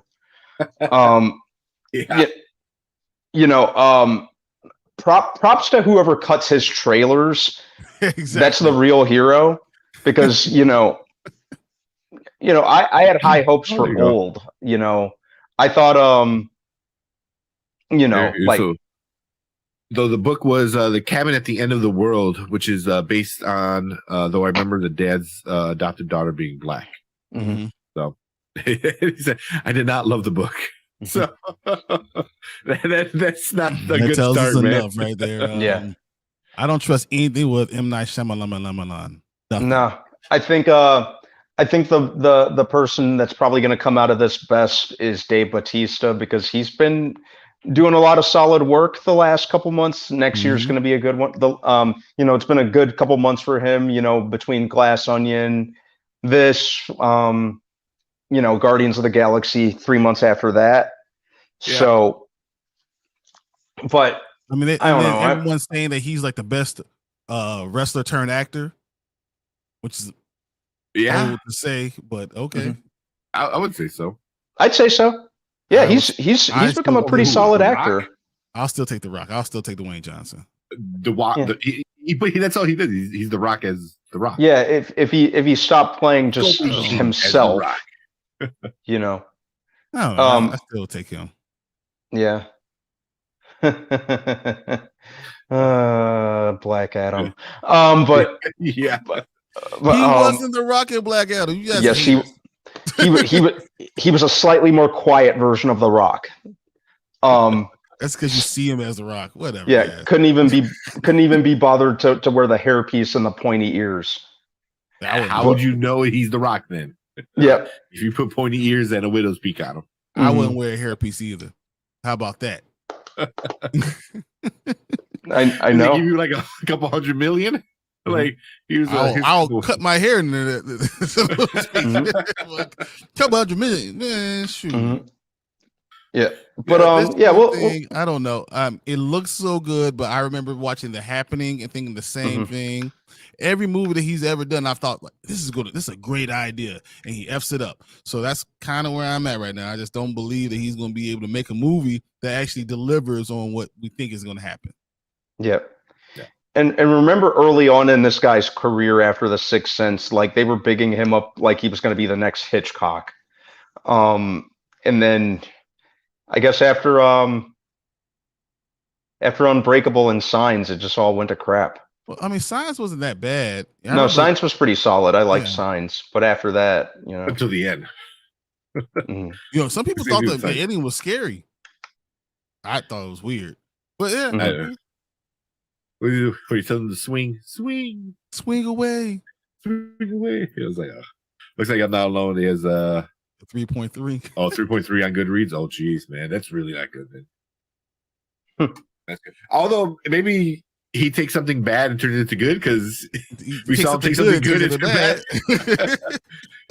But I mean, it does look really good. But the whole time I'm thinking, I'm like, what's the twist? What's the twist at the end? How is it going to be a twist? Is it going to be like a game show, something stupid? It's all coincidence. We had a giant magnet. Or they're like in a dome or something, like It was all simulation. Everything you saw Yeah. was simulation, and that was it. yeah. It's gonna be a stupid twist at the end. Or the dad's gonna wake up in the morning like, oh man, that was a crazy dream. Yeah. Dave is the best to swap to Hollywood. I think so, man. I think he's actually good content. I don't think he's whatever. I like him. He's I mean, yeah. The Rock had chances to do some good stuff. Was it Get Shorty? I think. Be Was he in cool. it? Be cool. Be cool. Mhm. Be cool. Yeah. Yeah, when he was really like starting out as an actor, getting his feet planted under him, like he was good. Like he was really entertaining. Like he was my favorite part of Be Cool. I liked Yeah. him. He's my You favorite know, part he- of a lot of movies. That's why I was like, I don't think he's it's fine. I want to He's do a serious role and then let's see what happens. yeah, he's just fine nowadays. He's not bad by any means. He just doesn't. At this point, he's kind of in that comfort zone where at this point he doesn't play it any way other than himself, which is kind of disappointing. Yeah. But I don't know. I it think is. he has such a strong character that it follows him around. I don't know if he's playing himself. Just his character is so strong. That's all you see when you see him. Because If you think Batista say was so. different people. I think the same thing Yeah. goes with like Will Smith right now. No matter what you do, he's such a thing. Even though he acts differently in each one, he's such a big thing. It's all you see is Will Smith. No, King Richard. I feel like he can. Well, I mean, like King Muhammad Ali, Richard. he did a great job, but you still saw Will Smith. You didn't see Muhammad Ali. You saw Denzel. No. No. Denzel. How about this? I saw Ali. In Malcolm X. Oh, I didn't see Ali because I know how Ali Mm. looked. And Malcolm X. Denzel. I mean, I'm not I don't looking know at this looks. between. I don't know this between how Malcolm X looks and how Denzel looks. I have no idea. Mhm. Yeah, I think it's more of a matter of star power. Will Smith can play characters. He proved it in King Richard. Even recently in Emancipation, he proved it.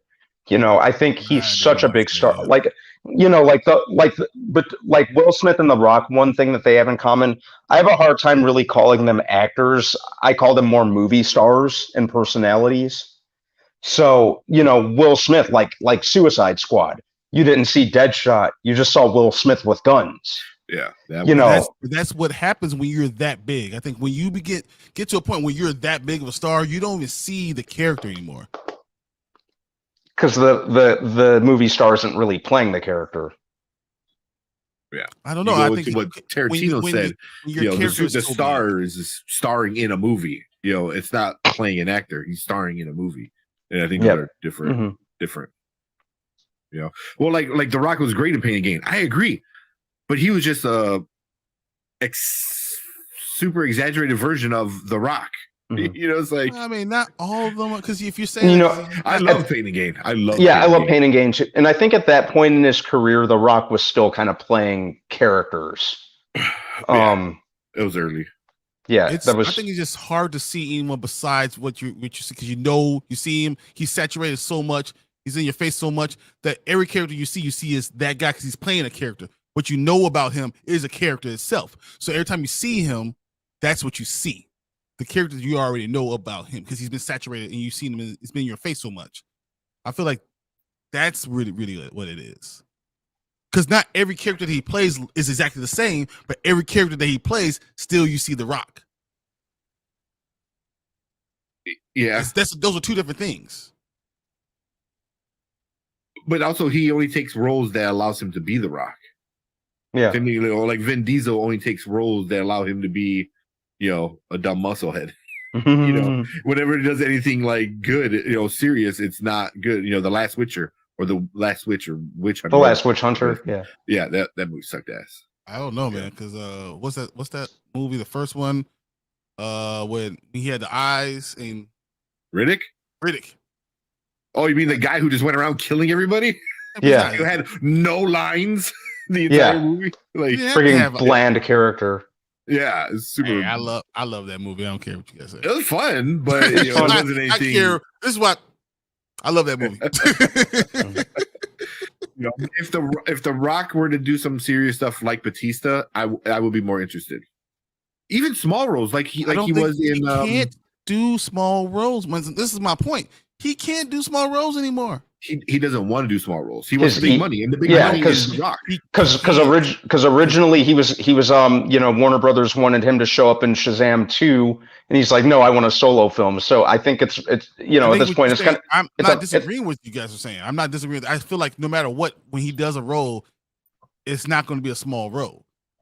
It's just it can't be. Yeah. Well, his Scorpion King was a small role, but he's still The Rock. You see The Rock no matter what you're doing. And it's not can't be a small role anymore. Maybe his success is the problem why you can't see it past that. Go ahead and say ego. Say what it is. Say ego.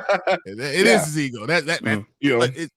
But he knows that's what brings in the money. He goes, people want to see me be The Rock I don't know on screen with different costumes. Remember, and that's what it is. Remember, so I feel like as a big guy, sometimes you accept yourself and say, you know what, Hollywood tells me I have to slim down, No, dog, I'm just going to be me.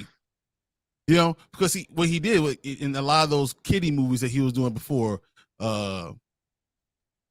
was slimming down. He had hair done. He looked totally different, and he realized this is not what I want to be. I don't like the way I'm looking. And he was just copying Hulk Hogan. Which is a bad, horrible decision. Like, I'm just gonna copy Hulk Hogan and make, fucking Commando. You know how much money? You know how much the game plan made? Oh yeah, it made. You know how much money but all that those. but that wasn't The Rock being The Rock. Yeah, but that was still like you said early. That was still very early on in his acting career. I think he made a decision like I'm just going to be me, and they're going to accept me for me. I think it made a decision of people like when I play me, so therefore I'm gonna just play me all the time. I think he saw the money, especially after the Fast and Furious. They're like, they like when I'm a smart ass, big hulking dude that just throws people through walls. It's like, sign me up. I've been doing that my whole life. It's like, like Zach said, Rock Problem, he does the same kind of movies and he never does supporting roles. And I feel like if you want to really test, I don't even know if you can be a supporting role because he's so big. He can. But he don't want to. The prospect of it just probably kills him. Yeah. Do you think Will Smith could be a supporting actor? Does he have to prove that he needs to be a supporting actor because he's already a great actor? No one questioned his acting chops. And to answer Brandon, I don't think so. He can't be. What's that? He doesn't. Yeah, I don't know if he can because I feel like no matter what, because it'll be like Will Smith as blah blah blah blah blah, because he couldn't just be a supporting actor because he's such big of an actor. He will overshadow the person that's there. Even though ego. Yeah. That's just him. That's him. Well, that's like him I have to accept that. I think elevating to that that's- high. Yeah, he's just that good. Will Smith is that good. I think even if he wanted to, he goes, "Oh, I played this background character and blah blah blah," and people are like, "Are you fucking stupid? You're Will Smith. I'm gonna put you front center." Like he's done it before. Like even though it wasn't a great movie, like he was a supporting role in Winter's Tale. Yeah. Well, I mean, no, he's done a lot of different movies. I mean, yeah, he's done a bunch of stuff. Oh, Will Smith has done so many movies. Yeah, yeah. But like Zach said, Dave doesn't slim down, and he still plays different characters. Yeah, in Dune, I can't wait to see him in Dune 2. The next Dune. I think he's gonna be so freaking awesome. Especially they got who they get to play his brother, I think, right? Like they're all like weird who Sting played in the original. I forgot who they got. It was and I was excited about it too. Same. I forgot who they cast too. Yeah, I had total brain fart, but I was kind of excited. It's gonna be pretty cool.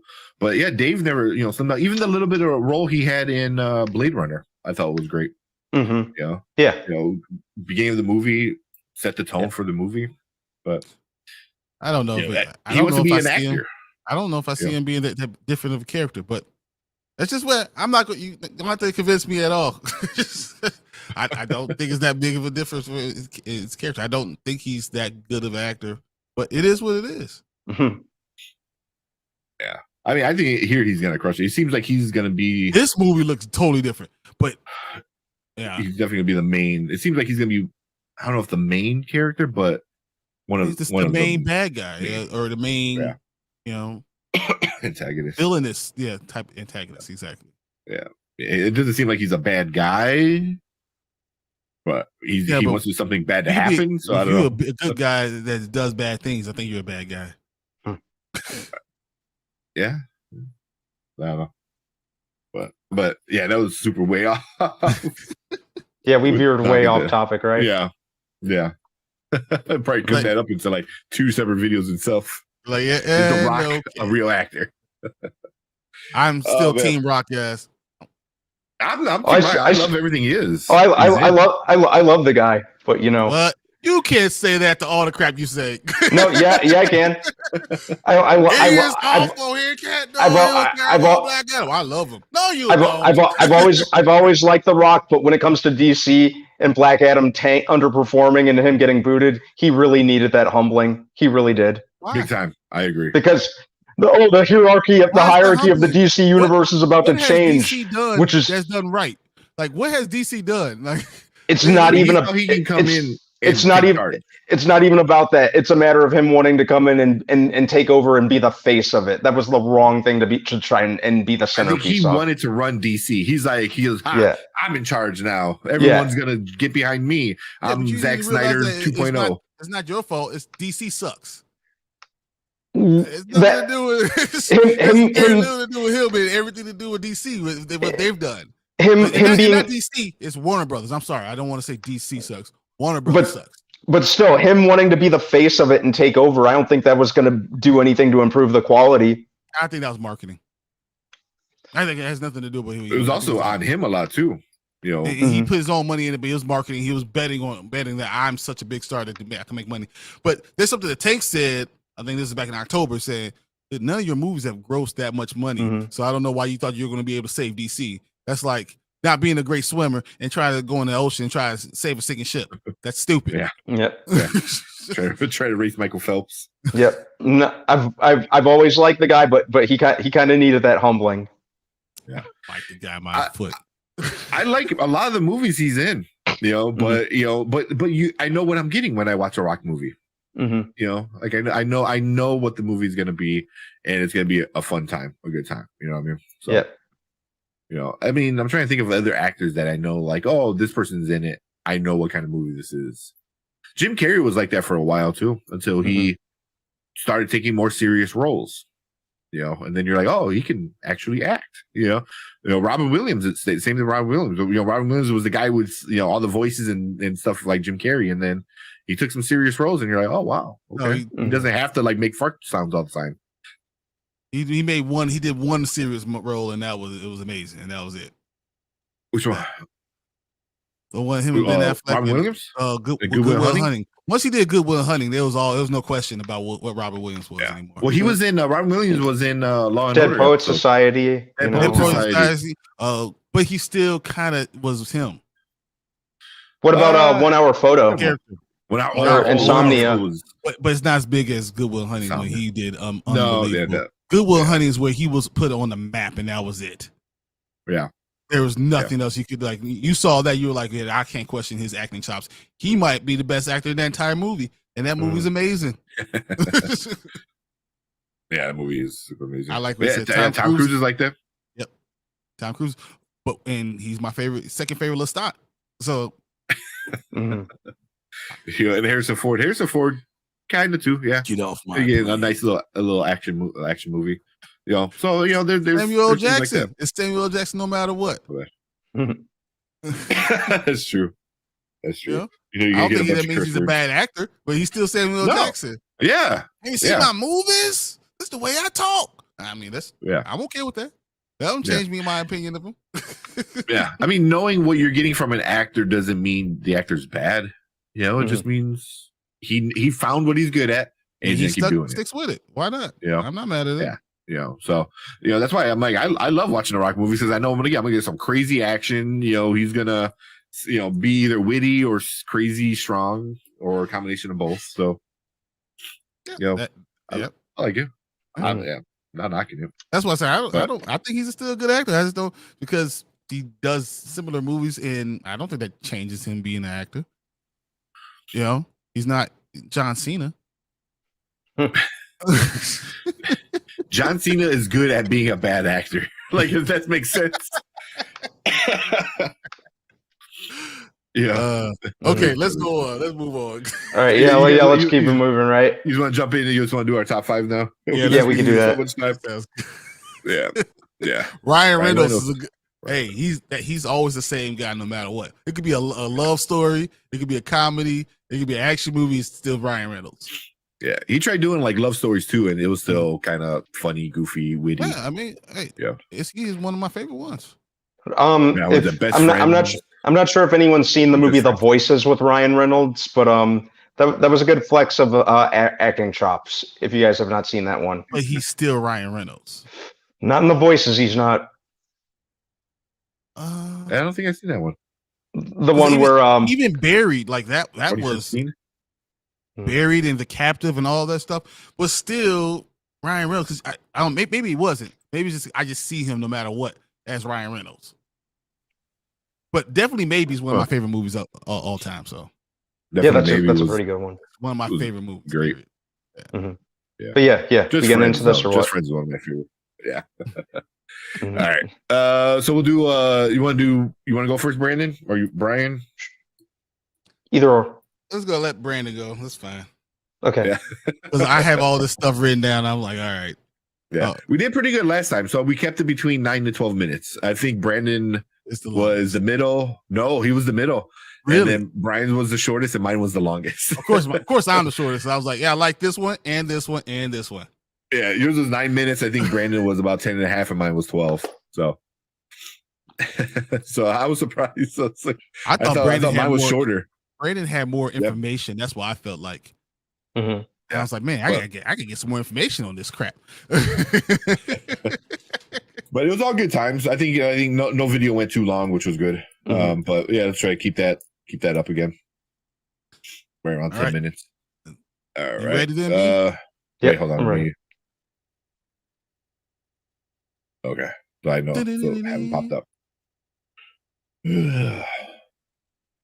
You want to introduce it, Brian? I'll do it. All right. I'll hit it. Let me know when you're ready. I'm ready. No. Yeah. All right. Guys, it's almost over. All of 2022 is almost over. And we had so many TV shows that we got. It was I was starting to look at the stuff like just the number of stuff that we had. I mean, between Marvel stuff and things from Prime and Netflix and Paramount and Peacock. It's a lot. But Yeah. we have to come down and make it all come down to 5 shows. So I'm just going to introduce this. This is the Spoiler Kings. I'm Brian the Grizzly. We got Brand Man Brandon Tank Kramer. This one's going to be Brand Man's top 5 TV shows of 2022. Take it away, man. All right, let's Real go. quick, Chillmonger said, there you go, She-Hulk, top 5. You got one Marvel. Let's hear it. Yeah, you got one Marvel. All right. So we're gonna start from 5 moving forward. Top 5. We've had a lot of stuff this year. A lot of great watches. A lot of stuff that's been really, really entertaining. Some not so much, but here goes. My number 5. I'm gonna start with Peacemaker. So Peacemaker was a show that worked infinitely better than I thought it would. What did really pique my interest is when it was first announced, when James Gunn was when James Gunn announced he was doing this show.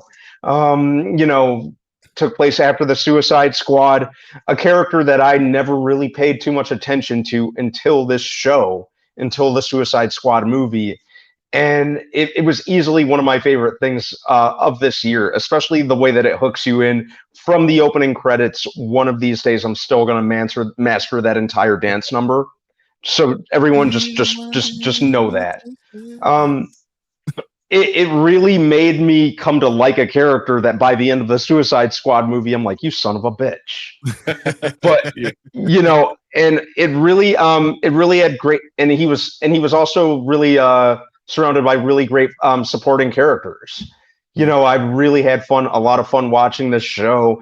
It really balanced violence, gore, vulgarity, and heart, which James Gunn is really good at doing. So I'm really looking forward to the second season as well. It was really one of those that left me wanting more. So Peacemaker is my number 5. Going from there into that, my number 4 was Guillermo del Toro's Cabinet of Curiosities. Ooh. I really, really enjoy anthology shows. So to hear one coming from the man himself, Guillermo del Toro, pretty much a match made in heaven. Even though he didn't direct any of the episodes, his influence from a visual standpoint really, really hung over it. Liked how he introduced each episode. It really reminded me of Tales from the Dark Side. Okay. With that kind of Guillermo del Toro flavor to it. I like the multitude of actors they got. I really like the standalone episodes that they were kind of disconnected. Hoping we get another season. Really, really liked how, just how out there and grim and just crazy it was. Really like that. I think my favorite episode was probably The Outside with Kate Micucci and Dan Stevens. That was a really good one. Kind of tragic one as well. But yeah, really like Cabinet of Curiosities. My number 3 is going to be Interview with the Vampire. We've talked about this show many, many times on this very show. Really liked it. I really think that from a visual and narrative standpoint, it really captured, the Vampire Chronicles by Anne Rice. Really liked the character change up of Louis and Claudia. It really made sense. The time period update really, really worked. Once again, kind of like the previous shows I mentioned, really left me wanting more. I think everything from the technical standpoint, the costuming, the set design was absolutely incredible. The characterization, the character of Louis, Sam Reed is Lestat. Come on, he's really set the standard from this character. He did it better than Tom Cruise. He did it better than Stuart Townsend. I think whoever plays him afterwards, decades down the line, is going to forever be in Sam Reed's shadow. Really looking forward to season 2, which they announced I think around the time the second episode of this came out. So yeah. I'm like, bring this on. I'm down. Obviously with Mayfair Witches, we're going to get more Anne Rice content. Like I've said on here multiple times, depending on where they go with with season 2 of Interview with the Vampires, do more Vampire Chronicles stuff, do Vampire Lestat, do Tale of the Body Thief, do Queen of the Damned the right way as a TV show. I am down for whatever AMC wants to do. So Interview with the Vampire, that's my next one. I believe I am on my number 2. I'm going to say Reacher was my number 2. Ooh, okay. Mm-hmm. So one thing to know about me, fellas, is that I really love the Jack Reacher novels. I think when I heard that they were doing a movie years back, I'm like, huh. And then I heard Tom Cruise is going to be Jack Reacher. Much as I like Jack Reacher, or much as I love Tom Cruise, Jack Reacher, he is not. Those movies were not really Jack Reacher. I think they did the perfect casting in Alan Ritchson, just a huge blonde, frigging like just bear of a dude. I think even the kind of small town kind of contained vibe of season 1 of Reacher would it really felt like the book come to life, just in terms of atmosphere and from a narrative standpoint. I really, really enjoyed it. I think they made all the right moves. I think season 1 was based on the novel Killing Floor, if I'm not mistaken. I might be wrong on that, so don't quote me on that. I'm not sure which book season 2 is going to be based off of. I've heard it's going to be based off the book Die Trying, which would be a pretty good route. But whenever that comes out next year, I'm totally down. Looking forward to seeing more of Alan Ritchson. You kind of I'm not sure how familiar you guys are with that actor, or if anyone watched Blue Mountain State years back. Oh yeah, Thad. He was Thad. So this was a total 180 from the character of Thad. He also played Raph in Michael Bay's TMNT. So he's done some stuff here and there. He's been around the block. Yeah, he had a brief part in Catching Fire. He was in Titans. He was in Titans. Titans show. Yeah. Mm-hmm. And he was also Aquaman in Smallville. Yeah. He was. Yeah. And fun fact, he was if you look this up on YouTube, he did audition for American Idol years back. But yeah, and he also has a song on YouTube that he did in character as Thad called Mojito. But which is really, really fun. It was actually one of my pregame songs before I would go out with friends and that sort of thing. That's neither here nor there. But yeah, Reacher's my number 2. My number 1 is none other than House of the Dragon. Is my number 1. Wow. At first I was kind of ready to just kind of think, oh, they're just cashing in on Game of Thrones. It's probably going to suck, or at least it's probably not going to be as good. This was solid. Really, really liked it. It stands on its own. Everything about it was great. Matt Smith obviously killed it as Damon. The acting was really, really good. Everything about this just really, really hooked me in from the beginning. And like some of the other ones that I mentioned, it left me wanting more. I think the production value was absolutely great. There were kind of times, I think, where like some of the dragons kind of looked like something out of 1996's Dragonheart to me at times. But yeah, other than that, I thought it was really good. I think some of the time jumps were a little jarring, but upon rewatch, it kind of sat with me a little better. So bring on season 2 of that shit, man. House of the Dragon is my number 1. And I do have 2 honorable mentions. My first honorable mention is Miss Marvel. From the handful of Marvel shows that we've gotten on Disney Plus. Easily my favorite. I loved the tone and energy of it. It almost had kind of like this John Hughes-esque kind of like teen comedy feel to it. And I think my main selling point on this was Iman Vellani as Kamala Khan.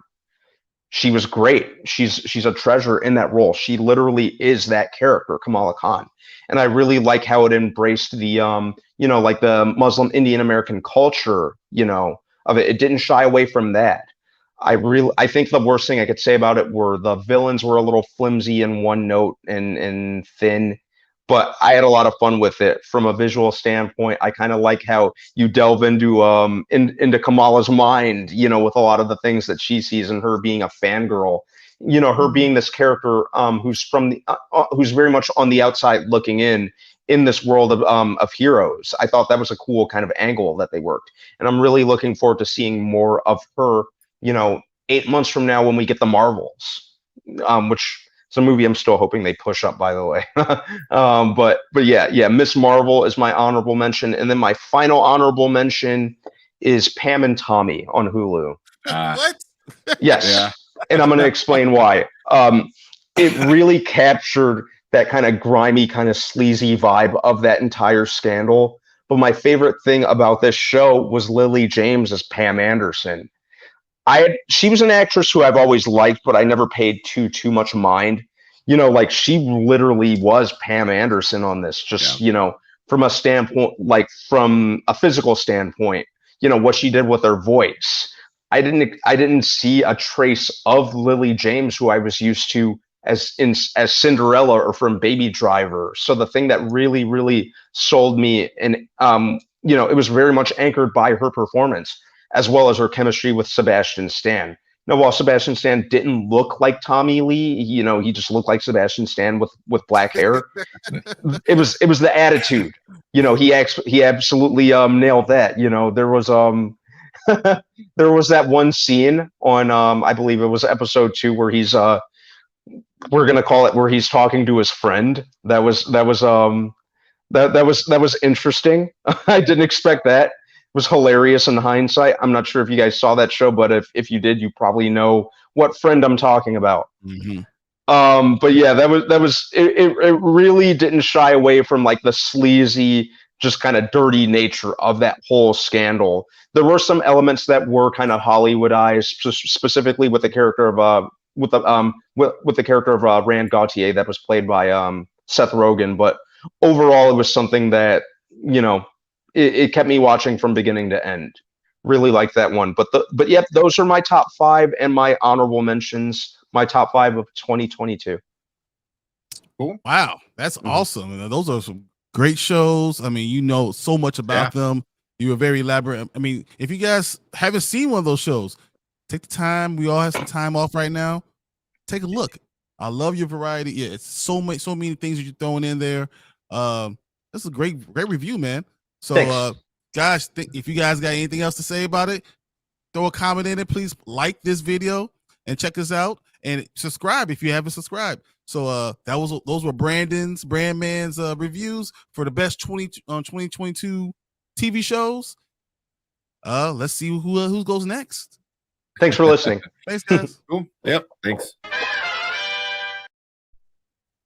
Cool. Yeah, man. That was I forgot about Pam and Tommy. Pam and Tommy. Yeah, that was a good one, man. I really like that one. Like, especially Lily James as Pam. Like, you just did not, you know, there was no trace of Lily James there. Yeah, no, she really did. Although I felt a little icky. My cup of tea. That just wasn't my cup of tea. It's too much. Yeah. Well, because it was such a big scandal, like, and you know, but I felt icky. Like afterward, knowing Pam was not cool with it, I was like, oh, now I. Watching this. Yeah, that's why. You know, like she doesn't want this to be told, and here we are, like. Revisiting that, you know, obviously we all know that whole scandal was one big living hell for her anyway. Oh yeah. But I think that it was, you know, even though I'd say, you know, if she's feeling that way about it, sometimes you got to do the right thing. Just don't make the show, maybe. But I think I think the way that they pulled it off was pretty well done. If they absolutely had to make it. Yeah. So then real quick, some comments. Horgeek talking about Alan, what's his name? Allard Richardson. Not Richardson. Is it? The guy Alan from Richardson? Reacher. Yeah. Mm-hmm. Yeah. So he just played fodder. For a while he kind of did. But I think this show, I only seen a few episodes and he's good. There's always there's always a clip of him kicking somebody's ass. You know, on Facebook floating around, so he's definitely fits it really well. And then Chill said the time jumps for House of Dragon. Yeah, time jumps were hard. Yeah, they were just it was jarring. You know, I had to give it a rewatch. Yeah. So you want to go, Brian, or you want me to go? Up to you. Why not? You want to go? All right. You take all my good reviews before you take all my good shows. Did you want to intro this one? You want to intro Brandon? Sure, I'll intro. Just do what what kind of Brian did. Just blah blah blah, and then these are his top blah blah whatever. Yep. So I'm gonna go up here then. Dun, dun, dun. All right. And cool. Let's go.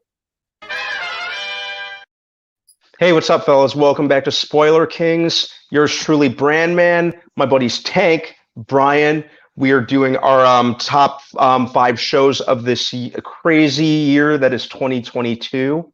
So it is my boy Brian's turn. Put some respect on his name. Better. Your turn. All right, guys. Thank you so much for tuning in. You know, I'm more of a different type of person, so my list is going to be a little bit different. So it's my top 5 ish. Here's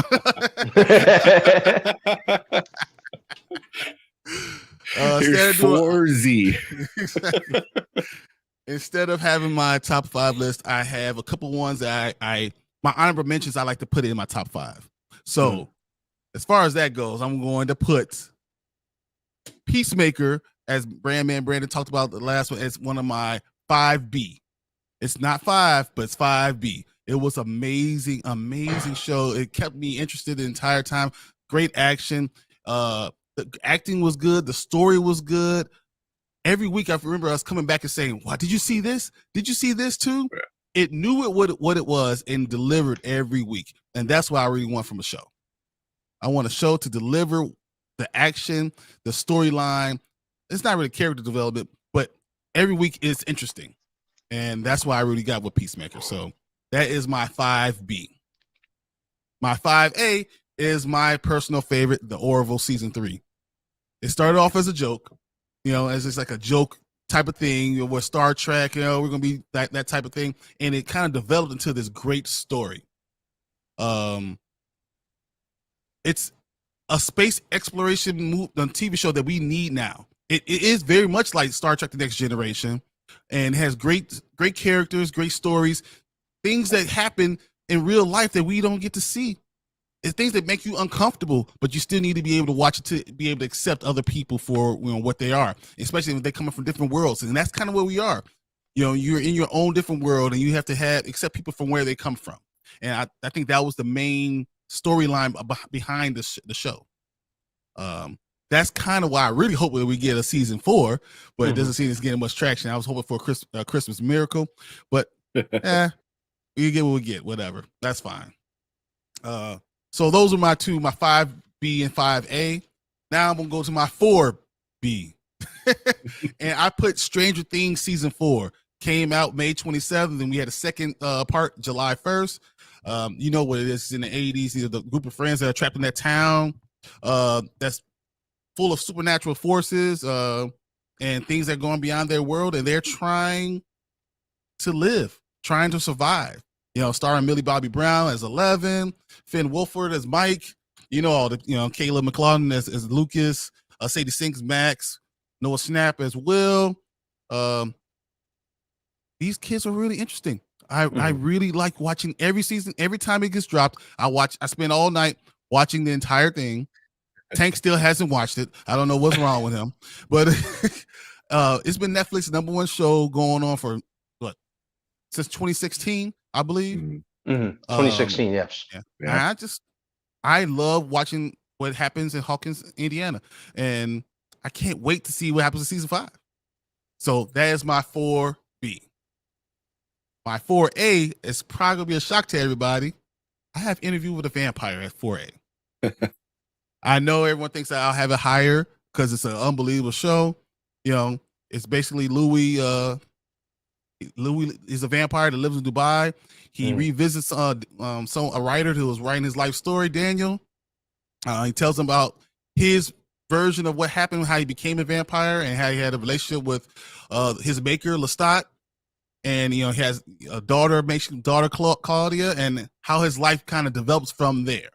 I love this show. I really do. I think it's one of the best acting jobs I've seen entire year. Came out October. I didn't know what to expect. I, you know, got AMC Plus, and I never regretted it for 1 second. Jacob Anderson as Louis is the best Louis I've ever seen. F. Brad Pitt. I said it. Yes. Jacob Anderson is amazing. Sam Reed is Lestat. I've never seen. I thought he was fucking French. I really did. I had no clue. He's from Australia. It's amazing. I love it so much. I love Bailey Blass as Claudia. By the end, she was one of my favorite characters. I even like Eric, what's his name? Bogason, whatever his name is. That's Daniel. Mhm. I love the casting. I love the writing. It was great. Why is it only at 4? Because I have 3 movies that I like more. 3 TV shows that I like more. So that's what reason why. So number 3 for me, I have House of Dragon. I love the House of Targaryen. I love how it begins. It's basically Viserys, his children are basically going through a civil war, and it's really how the House of Targaryen kind of goes through all the ups and downs and how they lose power and gain power. It's amazing. Billy Alec and Emma Darre as Rhaenyra, awesome. I love both of them. Of course, Matt Smith as Daemon is my favorite character, no question. Olivia Cook as Alicent Hightower, God, she is perfect. Oh my God, I love her. And then Patty Considine as Viserys.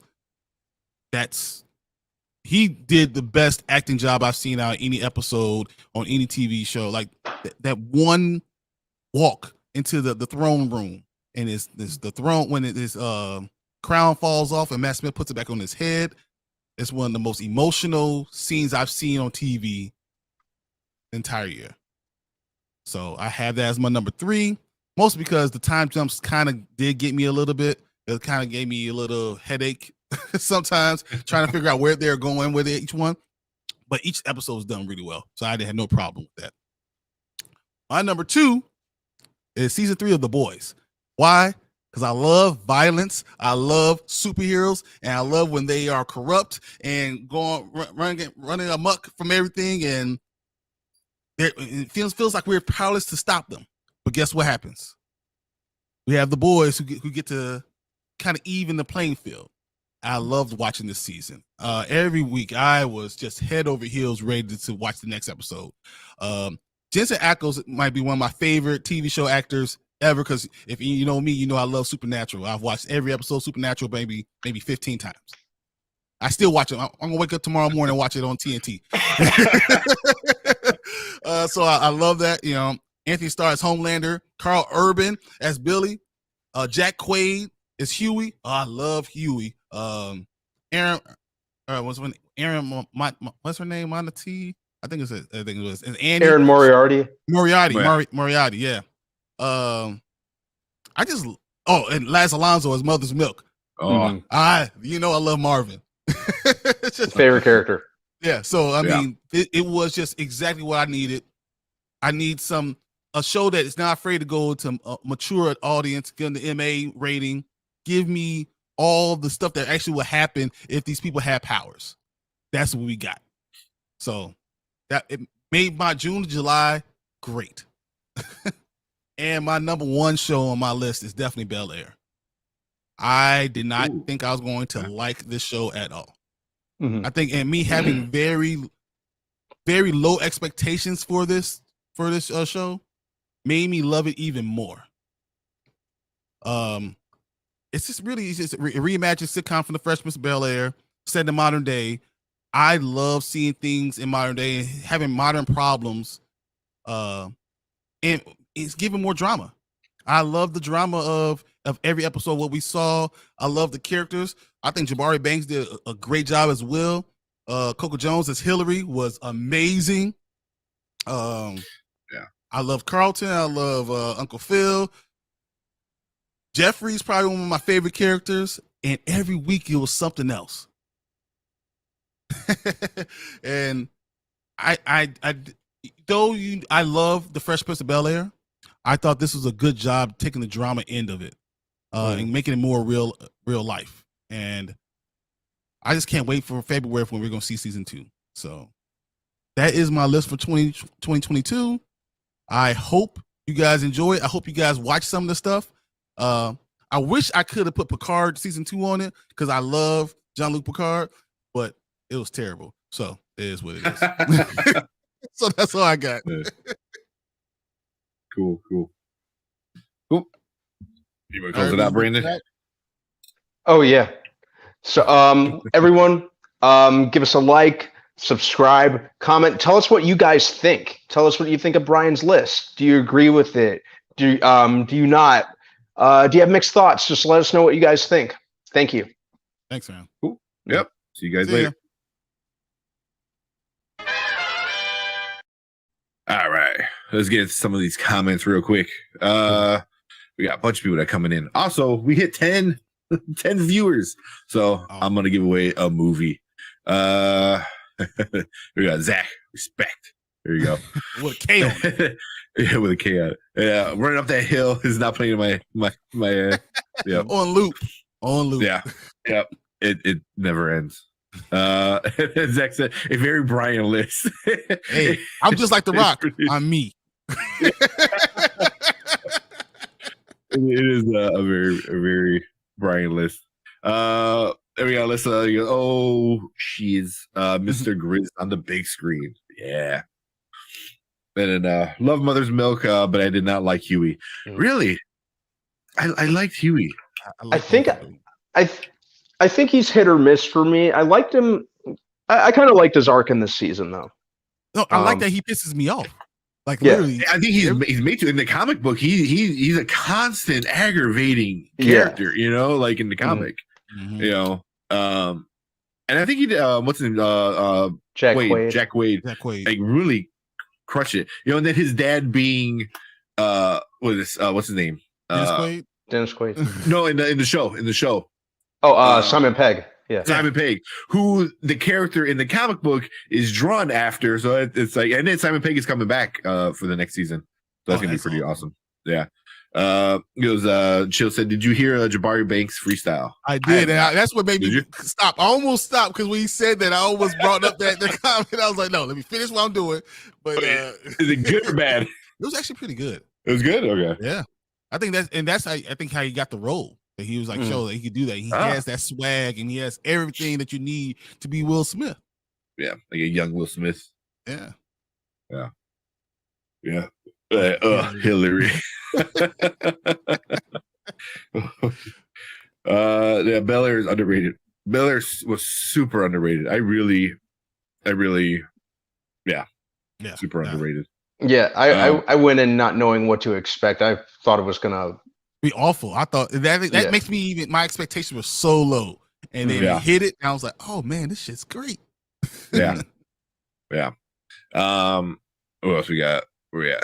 Well, what a terrible name. Hillary.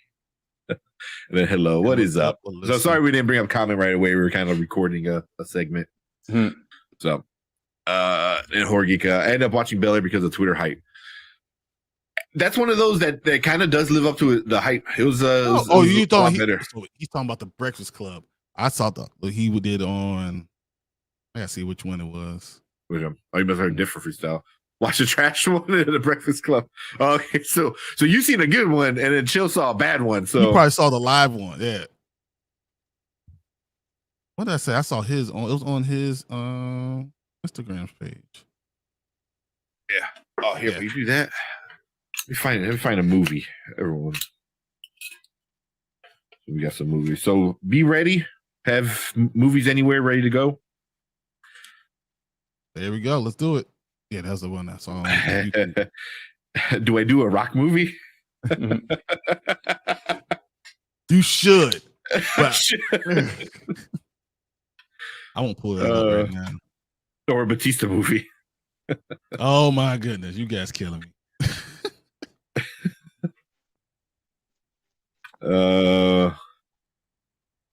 Let's see. What else we got in here? Trying to find out something fairly good. Something fun. What else we got in the comments? Are you pulling it up to react? I was gonna pull it up actually. It will drop to your bottom 5. I'm still gonna enjoy Bel Air for what it is, but yeah, I want to do it. Yeah, it was so good. But Martin said, just watch Brian's list times 2. It was great. I love it. What's up, Martin? What's up, man? Oh, that's funny. Or do I do a Will Smith? That's Will Smith movie.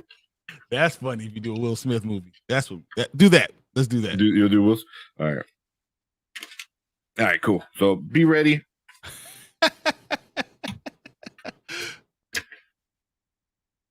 Since I gotta be up here anyway. Yeah, he's super nervous. I'm listening to it right now. Oh, you're listening to it? Yeah, I had to catch up. I'm watching Thursday Night Football. Is it? I thought it's over, ain't it? It's over. Yeah, it's over right now.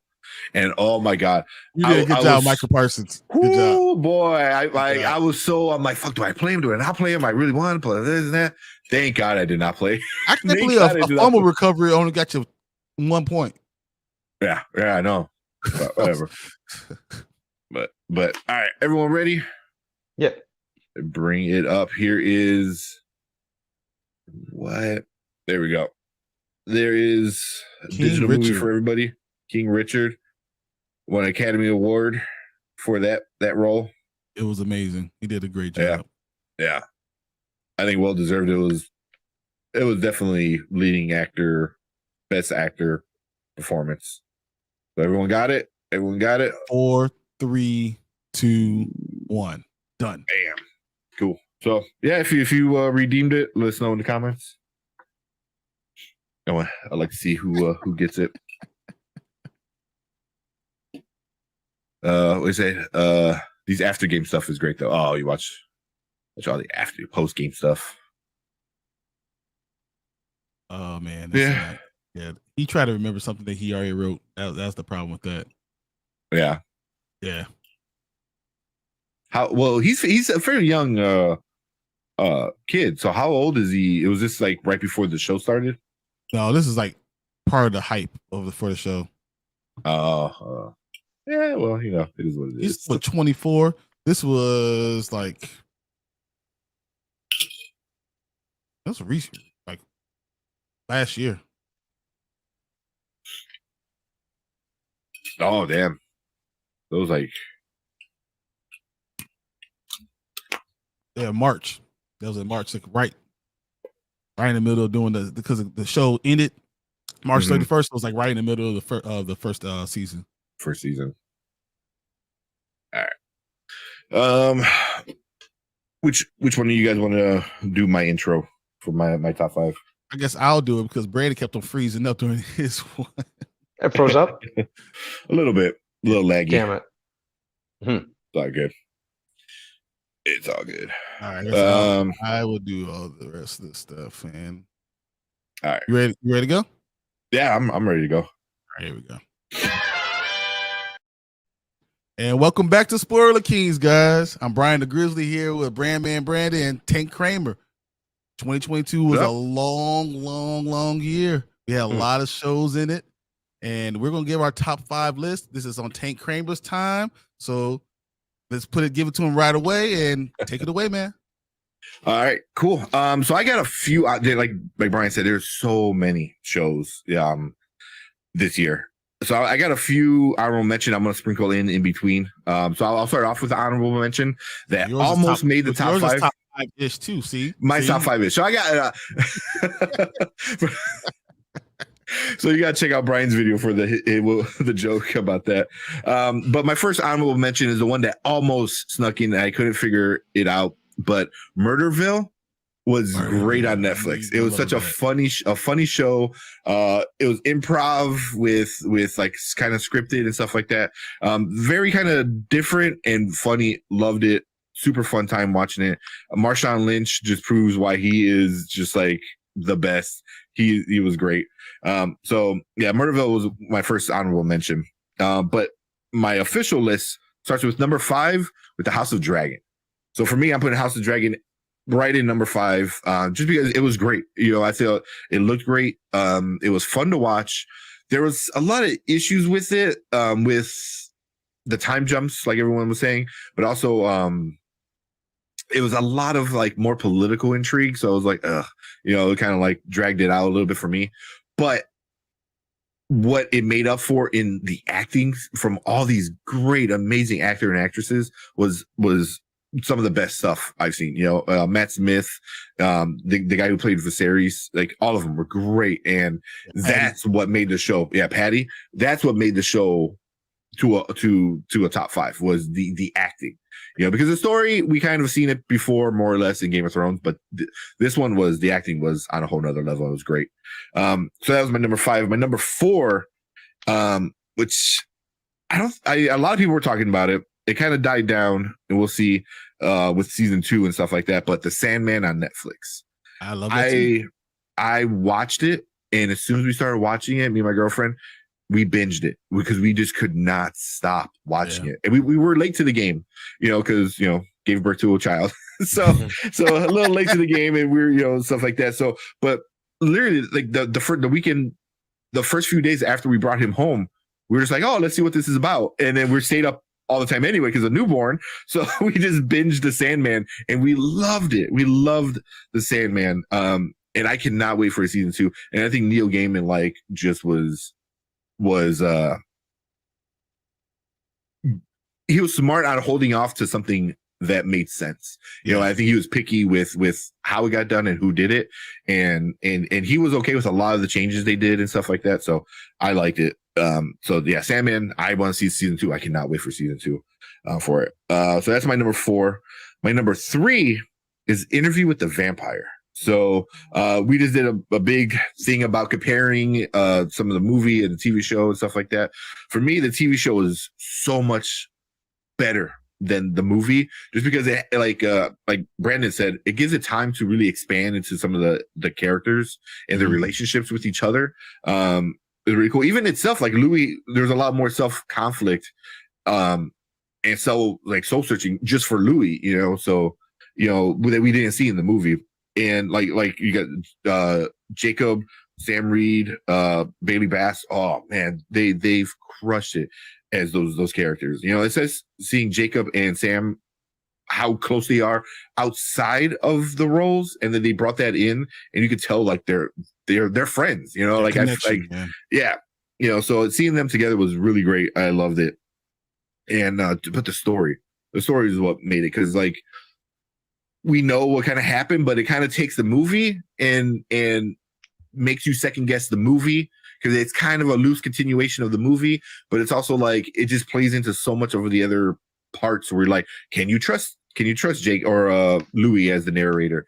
Then there's the issue of Daniel, and then you have the big spin at the end that was really cool. Yeah. But if you watch Brandon's video, it was on his list as well, and what he said kind of applies for me as well. When they go and they do more with Interview with the Vampire. What's the other one? Vampire Lestat, Queen of the Damned. I can't wait for them to do Queen of the Damned. I cannot wait for that one. So do it correctly. Yeah, do it correctly. Do it fun. And seeing Sam Reed, knowing how Sam Reed treats his character and seeing what he could do with that story, I'm 100% on board and cannot wait for that one. So more. This I love it. I love it. So I'm gonna sneak in a couple more honorable mentions. So both of these are comic books turned into shows. So I'm gonna go Peacemaker and The Boys. They were on my list, and I couldn't figure out where they belong. They're both great shows. Fairly violent. I think Peacemaker dealt with a lot of issues, generational trauma, dad issues, I guess, daddy problems. And I guess with The Boys too. I was like, most of those shows have daddy issues. Yeah, both of them had daddy issues with it. But yeah, those were fun shows, and I couldn't bring them into my top 5. But man, they are right there. You have 2 left, right? I have 2 left. So can I guess your 2? I think which 2 I am, because I think I always talk about them a lot whenever I talk about how much I love these shows. So I think you would know. I think you would know. All right. So when you do your second one, I'm gonna hold up my paper, and then you. Okay with it. All right. So that's my honorable mention. My number 2 show is. All right, you want to do it? Ready? Yeah. 1, 2, 3. Our Flag Means Death. Yeah, I love this show. I loved it. It was so good. I did not think I was gonna enjoy it as much as I did. For all the shit people talk about Taika for Love and Thunder, rightfully so. when he does his own thing with his kind of comedy, it works. And here he took like things that like are not well known, you know, like Blackbeard. Everyone knows Blackbeard. He definitely flips it on its head. And who's the other guy? I'm drawing a blank on the other pirate, the gentleman pirate. You know, and he just kind of makes this story, and it's really good. It goes from like friendship to like love story, and then you're cheering for it, and then you're mad at it, and it's just it's all over the place, but it all makes sense. So it's a very chaotic mess that was just fun to watch. Super, super, super funny. You know, especially when like you think of Taika being the Blackbeard and everything like that. That was great, you know. But definitely, and then also Reese Darby and Taika are like BFFs. They are legit best friends, and them playing like that together, you could tell it because it brings it to another level. Same thing like with Interview with the Vampire, but these guys have been friends for so much more longer. So, you know, that definitely took it to another level. But yeah, it kind of gets into a lot of other stuff, you know, and then it being a very LGBT friendly kind of show, definitely like you know, played effect, you know, for me, how much it meant, because like it was just normal. Everything was normal. Nothing was weird. It was just good, you know, and funny, super funny. So yeah, that was my number 2. So Brian, you got my one. I'm ready. You ready? You ready? Yeah. All right. So my number 1 for 2022 is gonna be Severance. See, as Brian already knew. Brian already knew. So you had those Severance. great shows, so I knew that they would be on your list. Yeah. And I think I did solo reviews on both of those shows too. You know, so yeah, those are great. I Severance was super cool. It was the allegory of the cave, you know, very kind of old story that was told, kind of modernized and very sci-fi as well. But the whole concept was great. And what really got me was like great concept, great execution, and then the ending. Sometimes the ending could be really, really bad going into the next season. This one, it was one of the best endings for a season I've ever seen, almost ever. You know, it's like, I'm like, oh my God, like I want to see more, like immediately. It was so great. But all the acting was great. The concept was great. You know, I mean, it was just one of the best shows for me all year. You know, I just one thing I tell everybody, like, you got to watch the show. Yeah. You know, the bad thing is like, oh yeah, it was on Netflix. Now it's on Apple TV. So it's like, they're like, oh, well, you know, so, but definitely check out Severance. It was really, really good. You know, and then my last honorable mention, I'm going to throw in Miss Marvel. Love Miss Marvel. You know, if you watch Brandon's, for all the same reasons, you know, they weren't afraid to talk about their religion and their family and how being immigrants and all this like stuff, you know, that a lot of other shows tend to veer away from. They kind of really went with it, and like, yeah, you know, because it's part of the character, and I appreciated all of that, you know. So definitely it has some issues, not gonna lie, but for the most part, super fun to watch. That was one of my favorite Marvel things all year, really, was Miss Marvel. So but that is my list of the top shows of 2022. So yeah, that's awesome, man. That was a great list. I knew I could rank your list. I knew your list already from top to bottom. I'm surprised that none of us put Wednesday on there. As much as I enjoyed it, as much as all of us enjoyed that, that's the one show that I was surprised none of us three put it on there. Yeah. So, but this was a great list. You did a great job. I love it, all your variety. I love Brandon's variety. I love that I'm me. And please, if you guys get a chance, like, subscribe, watch all of our reviews. Let us know how much you enjoy it, and comment. I want to hear what you guys think for your list. So put it out there, and we'll see you guys later. Thanks for watching. Cool. Yeah, thanks for watching. All right. Getting some of these comments. I literally knew your list already, so I was like, all right, I'm just going to do something different. Yeah, I know. So I'm like, I know, you know, because I always talk about how great those shows were. But Murderville was chaotic fun. It was so great. Shout out to Sandy, you know, Martin's wife, for kind of telling us like, oh, you're not gonna watch that. I was like, I didn't even know. And they did Murderville Who Killed Santa, like a one shot kind of longer version. Awesome. It's very funny, super fun. Well, we got dang mouse. House of Dragon time jumps were too much. Yeah, terrible action scenes during the crab fight though. I actually like that when Damon went and fought during that crab fight. I thought that was pretty awesome.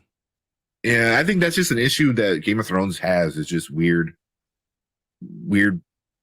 choreography. I don't know. Fight scenes. You know, like I think they can have the better choreographed. There you go. But yeah, the old childbirth excuse. Yeah. Well, I mean, if anything, they give me a reason to stay up for 3 days straight and watch a show. I was going to say, you didn't have a baby. Erica had a baby. You just supported. Yeah. That's my wife tells me all the time. You didn't have 2 kids. I had 2 kids. Yeah. Like, I guess I helped a little bit. Yeah. Like I was there. Please. Sandman top 3. I think Sandman at number 4, but Sandman was really good. Yeah, it was really good. It was really good. I had so much fun with it. Yeah. Episode 5 and 6 of Sandman was so good. I had a hard time even ranking these things because you have your own taste, and then you have things that are like were good, but they're like things that everyone knows about. Like I love Upload. I love that show, but I can't put it on my list because I feel like no one else ever watched it. It is one of those shows. It was on Apple TV as well, right? Or was that on Prime? It's on Prime. Was it Prime? Oh yeah, it was. Yeah. So I was like, but no one else watches that, so I can't put that on there. Yeah, but it's yours. Neil Gaiman might have the GOAT adaptations. Yeah. Yeah. It was definitely worth the wait too, because I know they've been trying to make it for years. So they were trying to make it into a movie years back. Kept getting the plug pulled on it. It functioned a lot more as a series. This was the way to go. Yeah, definitely. Yeah, because you can go in depth, and I feel like Neil Gaiman likes to like not a quick story. You know, like he wants like, oh, you need to understand why people do these things. You know. But yeah, and then Horror Geek. I'm so ready for Louis and Claudia to head to Europe. Oh, I can't wait. Me too. I can't wait. Yeah, I don't. I know what happens because if you watch the movie, you already kind of know the story between the three of them. So I don't want to ruin it for other people, but I'm excited to see it. But I'm also afraid crazy to see it because it's going to be like really emotional for me. Yeah. Season 2 is going to be. I don't know where season 2 ends though. I was surprised this one kind of ended where it ended, but season 2, I wonder how far they're going to get into stuff. It has to end with Lestat as Armand. Maybe. I think that's where it ends. Mm-hmm. Perp minded. Hey, what's up, Perp? Perp. What's the topic? Just hop back in. Sorry, man. We're doing our top shows of the year, so we're kind of recording our own little. He figured it out. Part. Yeah. Okay. Peacemaker's good, but too jokey. The Boys was great, but hopefully the ante next season. Up the ante next season. You could up the ante more than that. Ooh. I mean, so many people were upset with the finale. Yeah. So I was okay with it. Peacemaker was too jokey, but it also had very serious tones. It had a lot of serious kind of underlying tones. You know, I mean, from like racism to like, I mean, with your father having father issues, or with having your brother, you kill your own brother. Yeah, actually because of your father, and your father blame you. Like it's so many things that are just traumatic. Yeah. I mean, I was just trying to like, you know, because there's a lot of sex and stuff in it as well.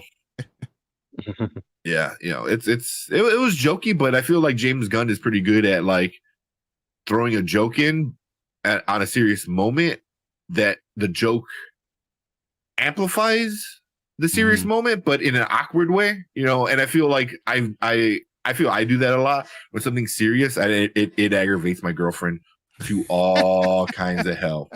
When it's something serious and I say the stupidest shit and she gets so pissed off, I'm like, listen, that's how I handle it. You know? So, yeah, Horror Geek. Nice to see our flag means death is in our top 5. Oh yeah, man. Yeah, like Brian already knew it was going to be in there. Like I already knew exactly what it was, and it was because I knew how much you enjoyed it, and I watched it, and I was like, "This is really good." It was, but it's so Taika. It's so Taika. It's 100% Taika. 100% Taika. Yeah, 100% Taika. But season 2 already started filming, so hopefully we get that fairly soon. Oh yeah, dude. There you go. You said it fair. Yes, Severance is amazing. It is. I did not think I was gonna like it as much as I did. I remember when you watched it, you're like, you don't understand. This is unbelievable. You just don't understand. It really is. Like, have you guys seen it? Or no, I just got Apple TV. I just got Apple TV. I'm just going to watch it now. I've watched a little of Severance. I got to like really finish it up and pay attention to it. Yeah, it is definitely a show you need to pay attention to. Because there's parts where you're like, wait, what happened? And if you're not paying attention, like, I mean, literally, it changes vibes in like a second. You know, it goes from depressing to like, oh, why is he happy all of a sudden? You know, and it's like you catch on eventually, but at first it's kind of like, what's going on? But yeah, definitely check it out. Yeah, Severance is great. I think Severance was on Zach's list as well. Yeah, yeah. There you go. Immaculate taste. Thank you, appreciate it. Yeah, chef's kiss.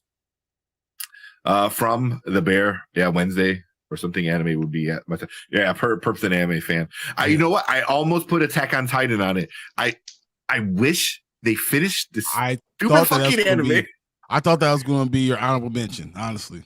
It almost was, but I can't. If they're not finished with it yet, they should not even made this season 4. Season 4. Part 1, 2, and 3. I hate when they do that. It was like, no, just do season 4, 5, and 6. You know. So because when they do that, like, I don't expect years in between different parts of the same season. You know, it's like at least if it's a different season, I'm like between season 1 and 2 was like freaking years. You know, so yeah. But Attack on Titan was, but also Attack on Titan. I don't know if you guys watch anime much. That. Jesus Christ. That show, it goes from like, oh, what's going on? Oh my God, it's crazy. And then season 4 starts and you're like, why are we in Nazi Germany? Like, what the fuck is going on? Like, it literally takes such a hard right into just madness. And that's a crazy show. But yeah, almost did. You guys have such variety. It tastes so good. Yeah, I think we all, besides the Interview with the Vampire, I think all it was going to be on Oliver's show. In House of Dragon, I thought House of Dragon, sure. Interview with the Dragon was there. I mean, yeah, yeah, I knew those. I think those were for sure because we all love those. Yeah. I'm getting pretty fond of Apple TV, to be honest. Yeah, it's actually pretty good. They do some bangers. I mean, what was the last thing that they did which sucked? Spirited. I didn't. Yeah. I know we all didn't care for it. I have to put out that review, but we didn't really care for it. You're like, it was not good. I don't know what to say. Like, I mean, like, but like, I watched John Campea. He said it was amazing. I was like, what? Like, what kind of Canadian bullshit is that? There you go. It's Chillmonger. Is it everyone in Canada just loves Ryan Reynolds? You're like, Ryan Reynolds? It's amazing. And let me get my mobile phone and let's go. my aviator gin. And then Perp Sandman was amazing. It really was. Neil Gaiman once leaked a script to show how bad it was in hopes of getting scrapped. Yeah, I think that was the one where the guy who made Wild Wild West, he tried making a script for Sandman. And he said this, and Neil Gaiman said, "This is the worst thing I've ever read." He legit told it. He's like, "This is the worst thing I've ever read." Not just like just ever. Let me get the chill real quick. I just saw it.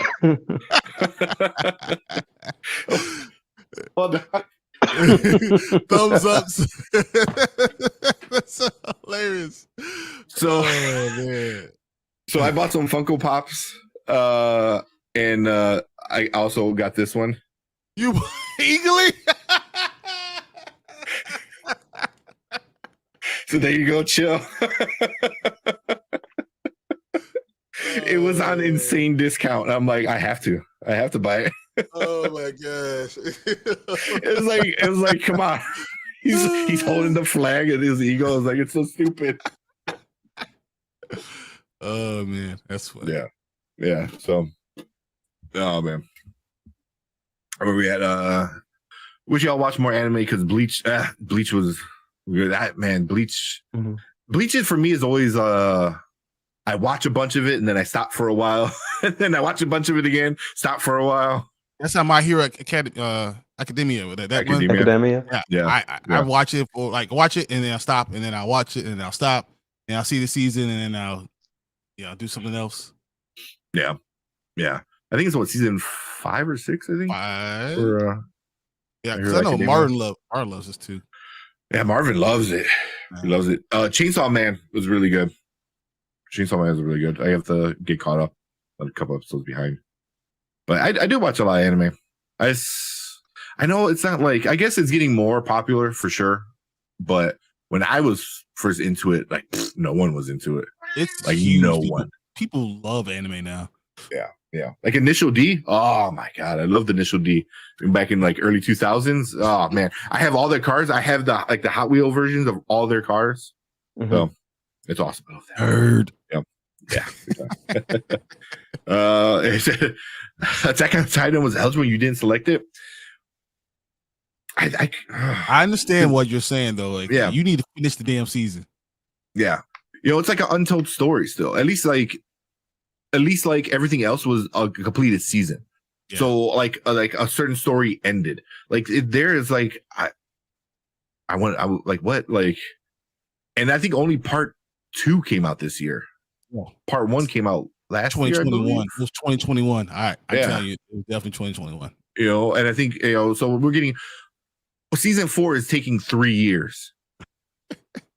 It's I mean, I'm definitely excited. Don't get me wrong, but Like, cause my original list, I have Attack on Titan and I have The Witcher, and I had to cross them out. I was Witcher. like, crap, that was not. It was the end, and I was like, well, this was already in 3 different years, so I don't know if I could put this on here either. So I agree with you. Yeah.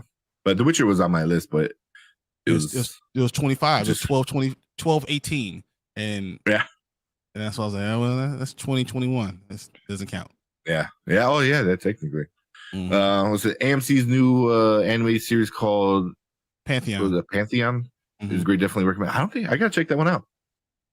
I've I haven't seen heard it. of that. Haven't you? watched it yet, but because when you go to AMC Plus, you see the stuff. I saw it. I just didn't watch it. Gotta check it out. Attack on Titan is a masterpiece. It is. But it something, doesn't man. count for this year because it's I mean, part 2, but yeah, it needs to finish up. HBO Max failed terribly this year, even though they had House of Dragon, but that's not enough. yeah, that's the Dragons had Peacemaker. I'm actually surprised you didn't have Peacemaker. Harley Quinn on your list. It's on my list, but season 3 wasn't that season good. 2? Yeah. Season 1 was amazing. Season 2 was really good. Season 3 was a little bit more of a letdown, but I still had a lot of fun with it. But yeah, but it's on my list. I wrote like my favorite ones down. Yeah, but That's then I fine. had to rank them.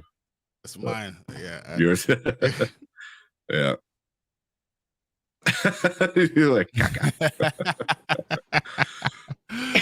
so where's the Beavery hell. at? yeah. Do they even have one? No, they don't. They have Peacemaker in his underwear. I don't know if you can see it to the back. That's awesome. Oh my god. Yeah. I wish I could show you everything that got behind this curtain, man. Because I got another shelf that I'm building right now. Just like at this one shelf. behind you. But I have another shelf now because I have so much stuff that I just came in yesterday. Nice. Well, you saw like my pictures. I want to eventually hang up. Yeah. But now- you have some Now cool- Now I also bought this one. So yeah. So I did you get it too? You got that one. I saw it at Target. I was like, yo. It's on a Target. I'm like, I'm getting it. Yeah. Then here you go. Chill. Yep. Little old school Captain Marvel.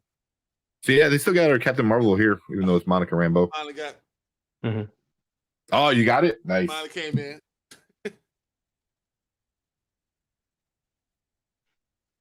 Yeah. But yeah, I got that. There's a few other ones that I want to get now. There's a cool Luke Skywalker one, Star Wars. Yeah. That I So saw. I want That was like, this is but it's Darth like Vader $60. that. It was this Darth Vader one that was $70 that I saw. I was like, it was at the comic book store. Yeah, I some was of them like, are "Man." kind of pricey. But yeah, I'm like, damn it, now I'm getting back into Funko Pops and I didn't want to. And then I'm gonna have all of the Harry Potter ones. I know what's gonna happen. It's just gonna Nice. The only thing I love about Bleach is the character design. happen. How it looks. It looks cool, but I think the story is good. The story's a lot though. There are like, it's worth a watch, I think, but it is a lot. Yeah, I mean it's anime a lot, so Yeah. The season 6 is the best season of My Hero so far. That's the new one, right? I think that's the latest one. Yeah, And that's the I one mean, that every season, everyone says like, I "Oh, this one's the best." I would say you say that every season. Like I was like when I saw season 4, I was like, yeah, see, this is the best one I've seen. And I saw season 5, I was like, yeah, this is the best one I've seen so far. I think I have to get caught up with season 6. I know I finished season 5. Yeah, I'm only on 5. And season 6, I don't think I've started. Speaking of anime, do y'all think Netflix live action One Piece will be good? I hope so. It's I'm hard not to sure. say when you talk about Netflix, it's so hard. Netflix. I'm still I'm still in my feelings about what they did to Death Note. Oh yeah, Yeah. that was trash. But Cowboy Bebop I thought was good. I liked Cowboy Bebop. I liked it a lot, and it just didn't get the people. It didn't get the Yeah. views, and they canceled it. But that's what That's what Netflix is. That's exactly the problem. So, but the One Piece, I mean, at least the pictures and everything, the set looks amazing. The boat, the actors, I think look pretty good too. I think it's gonna be pretty fun. Same thing with Avatar: The Last Airbender on Netflix. I can't wait to see that. You know me. Yeah, I can't wait. Yeah, that's gonna be so much fun. But the One Piece one would be good. I gave up They're on doing- One Piece. They're doing One Piece, aren't they? Doing a Yu Yu Hakusho as well. I don't know. Are they? I don't know. Yeah, I mean, you saying it, you know. So I think I remember like hearing about that, and then I heard like they had cast for it, but that was the last I heard. I'm not sure if it's filming or what's going on with it. But I did hear they're doing a Yu Yu Hakusho, which I'm not sure. I wouldn't be surprised. Netflix is trying to capitalize on like whatever that next big thing is, but they're not letting things develop. I think they throw things out there, and then if it doesn't hit right away, they're like, "Oh yeah, we're not doing another season of that." Are you stupid? Sometimes you have to develop things, and I'll never forget what they did to the Get Down. I never forgive that Netflix. that one. Yeah. It always sucks.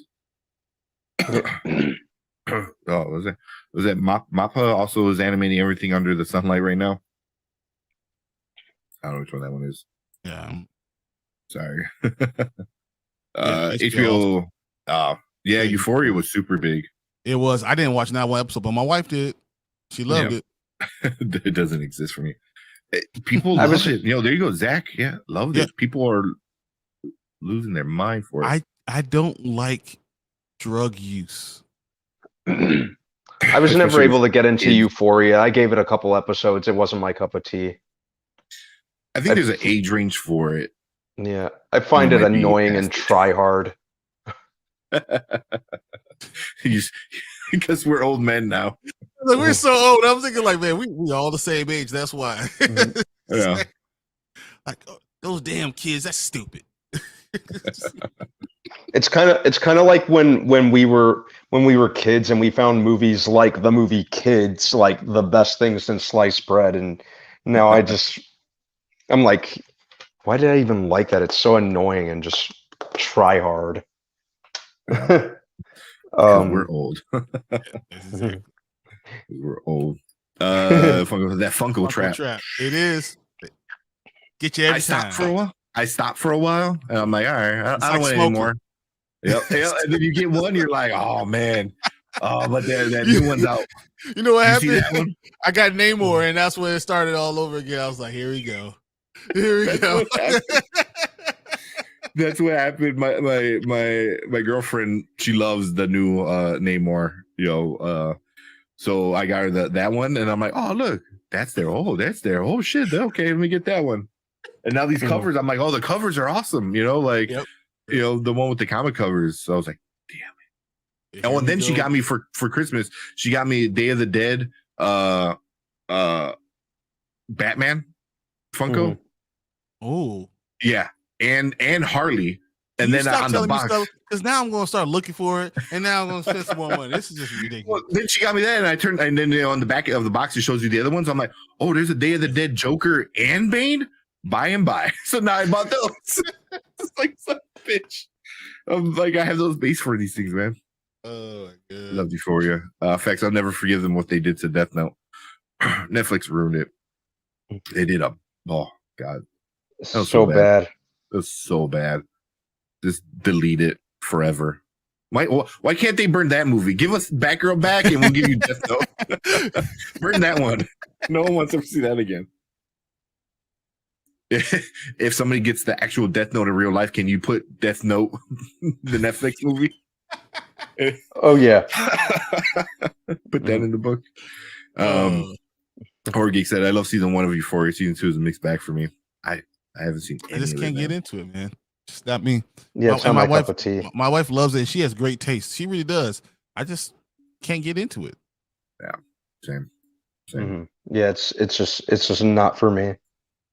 The creator of the Get Down quit. That's why Netflix dropped it. Well, there I you go. heard it's because of a lot of money. They spent so much money on it, and it wasn't making the money back. So that was another part of it. And it cost so much money to make, and then they spent money on a lot of the actors that they didn't need to be spending money on. So I thought that was also part of it. And I thought the director quit because of they weren't following his vision. I thought, but Netflix is Netflix. Yeah. Like with Witcher, Henry Cavill. One of the rumors is he left because the showrunners were like, "Oh, we're gonna do this," and he's like, "Wait a minute, that's not." That doesn't make any sense. Yeah. Yeah. So, we'll see. They said Mappa's been animating a lot of final season. Oh, a lot of Attack on Titan final season. Yeah. They're doing Vinland Saga season 2. Okay. One Punch Man season. Oh, One Punch Man. Was great. One Punch Man. Yeah. I only seen season 1. I haven't seen season 2. And a bunch of other anime. Okay. Also, it's just the animating studios, Mappa. I love how Attack on Titan looks though. Like from the beginning, it looks great. It always looks great. It's just so weird with the Titans thing. Yeah. I know my girlfriend was reading the comics or the manga. Yeah. And she stopped. She's like, it's getting too much for her. I'm like, oh, really? So I, when season 2 came out, because she introduced it to me. So season 1, we were like, she's like, oh, we gotta watch it. And at the time, it just dropped on Netflix. So we wind up watching it. And I'm like addicted to it. I'm like, well, when's season 2 gonna come out? I don't know. I was like, fuck. So season 2 finally came out, and she already read ahead, and she gave up on it. And I watched season 2, and I was interested. Season 3 came out. I was interested. But I still never lost. But season 4, man. I don't know if you guys ever seen it yet. No, I haven't. I would recommend it. It's definitely a fun watch. Because you can watch it all now and get ready for the big finale of it all. But season 1, 2, and 3, and then season 4 is just like, when season 4 first started, I had to back out of the show, and I'm like, did I miss something?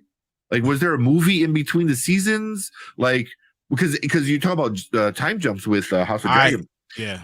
Huge time jump, location change, everything's different, and you're like, what the fuck? What the hell happened? Yeah. I mean, it explains itself later, but originally you're like the first 3 episodes in, and I'm like, what is going on?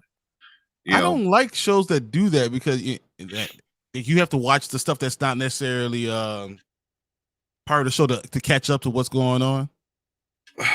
You know what I mean? Like when you're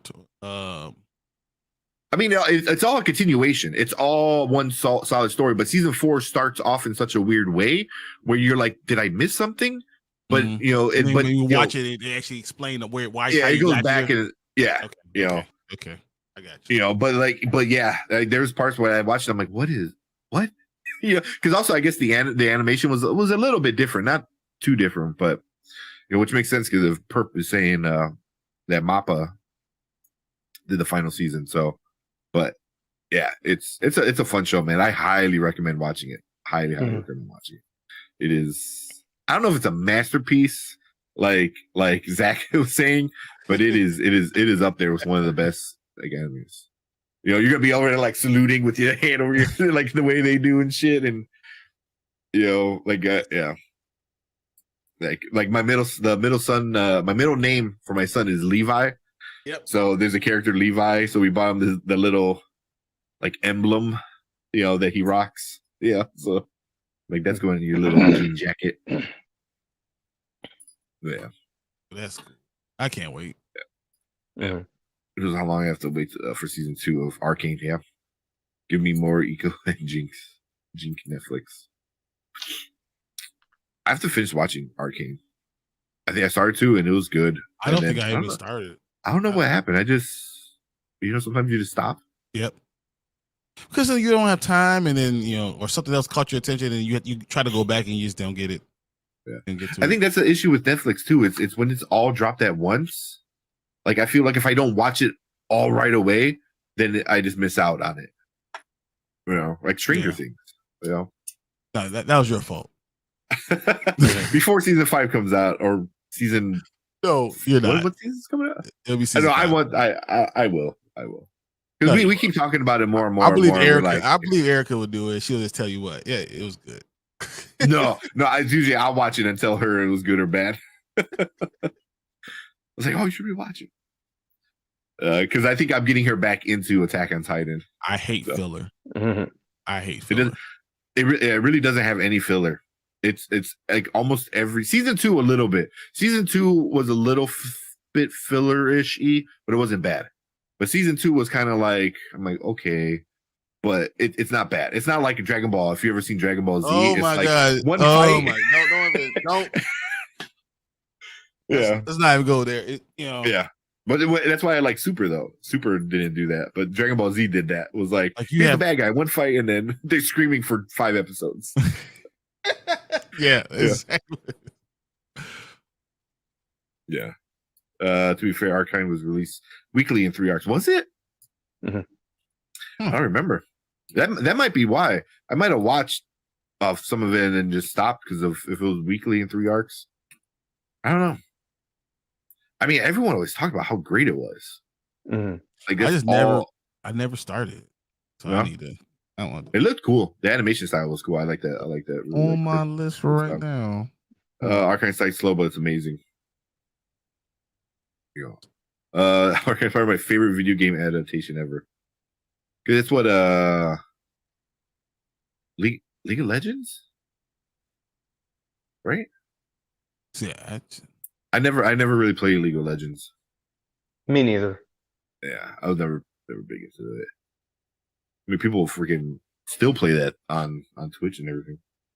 oh man, that does look good. Yeah. Arcane has 100% on Rotten Tomatoes. Wow.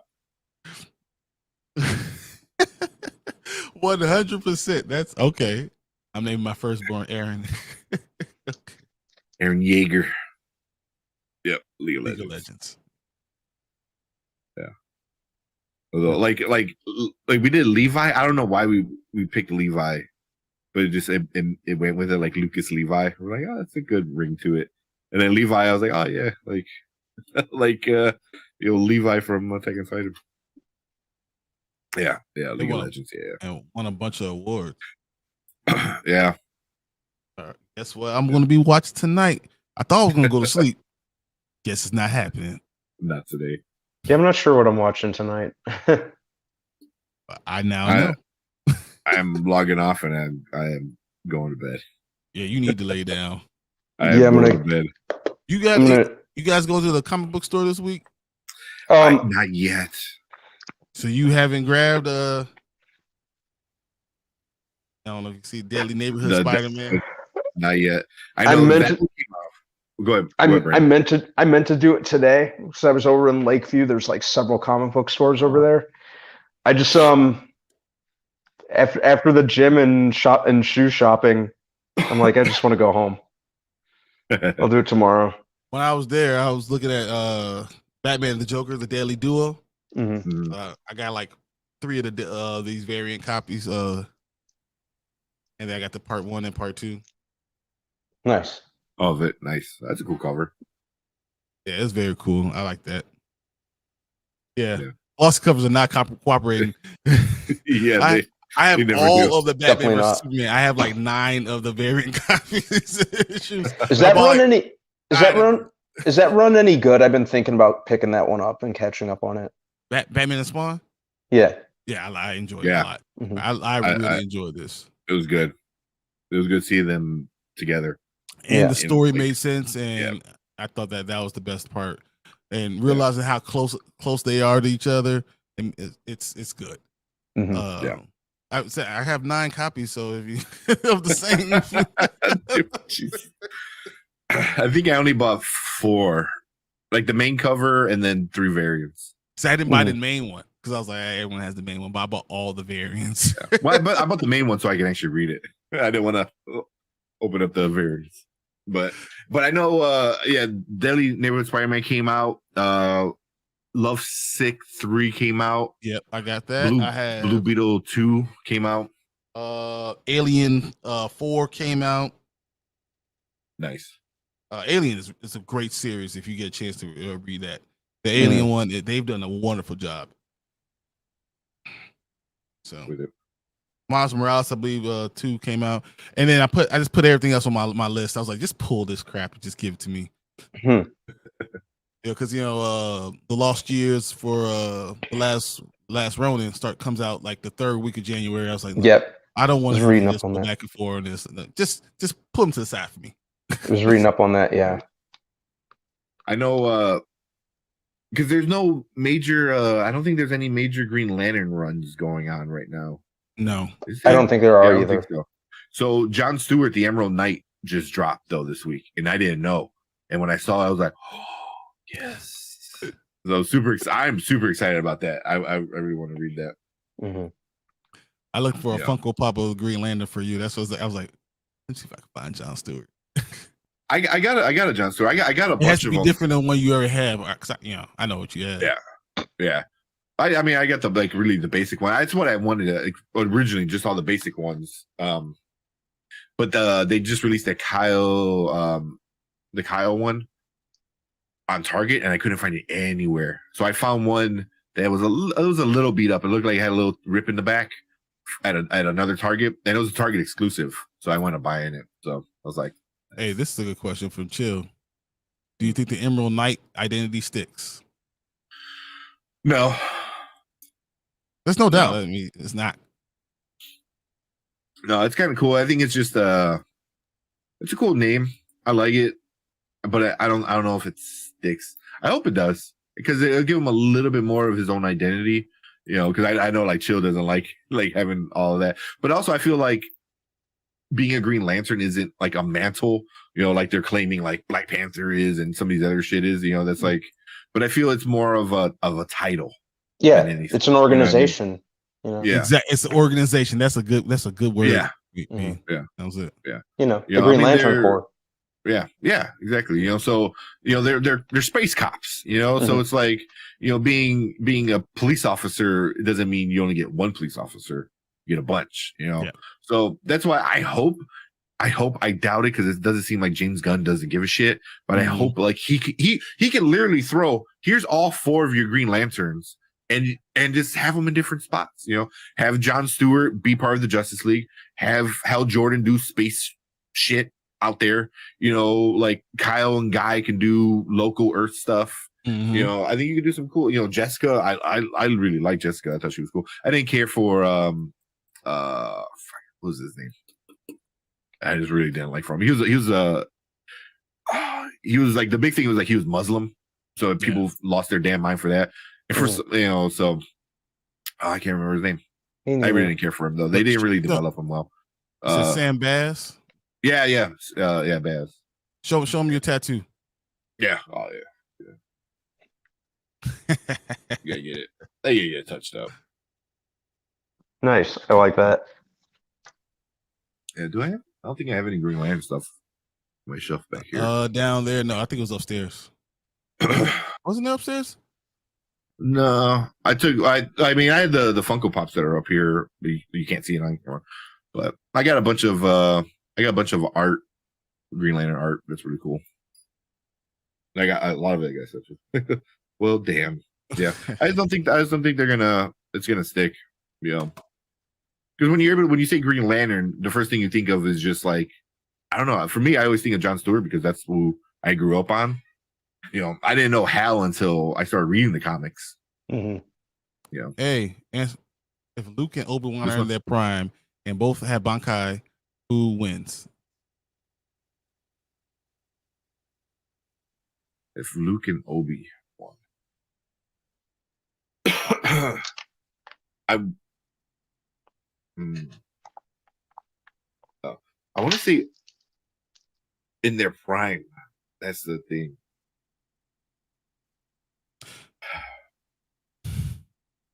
I like Luke is probably more stronger just because he's Yeah, a Skywalker. I don't think Obi-Wan is strong like that, but you know. Mm-hmm. He doesn't have strong, but he's better trained because he Yeah. was actually trained by Jedis and not just And little became a old green man. master and went through everything instead of a 2-week crash course because in your, well, like it's in your Luke, blood. Luke had a little while. Like there's a few years in between. The second and third, Yeah, well, fourth and sixth, or Yeah. whatever you want to do. 5 and 6. Yeah. But he was limited, and then everything else after that was all self-taught through whatever books and info he fought. Obi-Wan was there, during the actual. The heyday of everything. That would be my only thing, but I would still say Luke because in his prime, Luke in the books and in the comics, in like Legends, you don't fuck with Luke. Mm-hmm. No. This new Luke, Jake Skywalker that we got, Obi-Wan would whoop his ass. Well, that's what he called it. Yeah. He goes, that question was for Tank. Well, that was just for me. I mean, you guys are big Star Wars fans too. But yeah, I think for me, Luke is always going to be the Luke from the books. I feel like Obi-Wan's not as good. I know he beat Anakin. I still feel Anakin is better than Obi-Wan. Yeah, Anakin would just, he would just kind of let his emotions and arrogance get in the way. Ego. His ego. That guy. His ego and his impatience. Yep. Was his worst enemy. Yeah. Mm-hmm. It was also very easily manipulated. It was like when he had somebody whisper in his ear, he's like, "You're better than him." It's like, yeah, I am better than him. You can kick his ass. I can't kick his ass. Like I feel like that was Anakin his entire life. Mm-hmm. Like what's his name? In episode 1.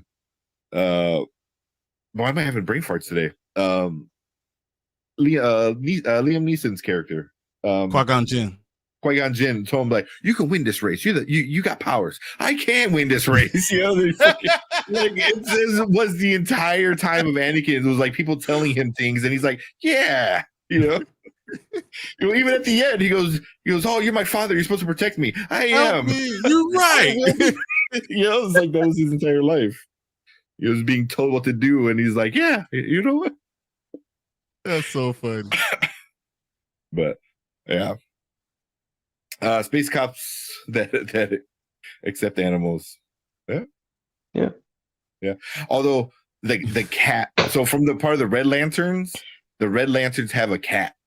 He's got one of the fucking best stories I read. So all the color lanterns have different emotions. Like green is willpower, red is anger.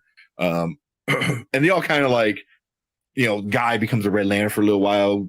Hal becomes a Red Lantern for a little while. But there's a cat that winds up he pukes lava. He's pretty cool. He becomes a Red Lantern and he wears the ring on his tail. He's got such a very, very sad backstory. and he's from Earth. On top of that, and he gets his revenge because it's all about rage and hate. But it was you're like, oh yeah, animals do love their owners unconditionally. So yeah, definitely the best Red Lancer. He is a cool character. He's a cool character. Yeah, Simon Bass. That's who it was. He was a cool character. Yeah. Padme was manipulative. That's just how all space senators dress. Yeah. Yeah, he was. Henry was manipulative. I'm trying to think. Was she? Kind of. I mean, she was older than him. By a lot.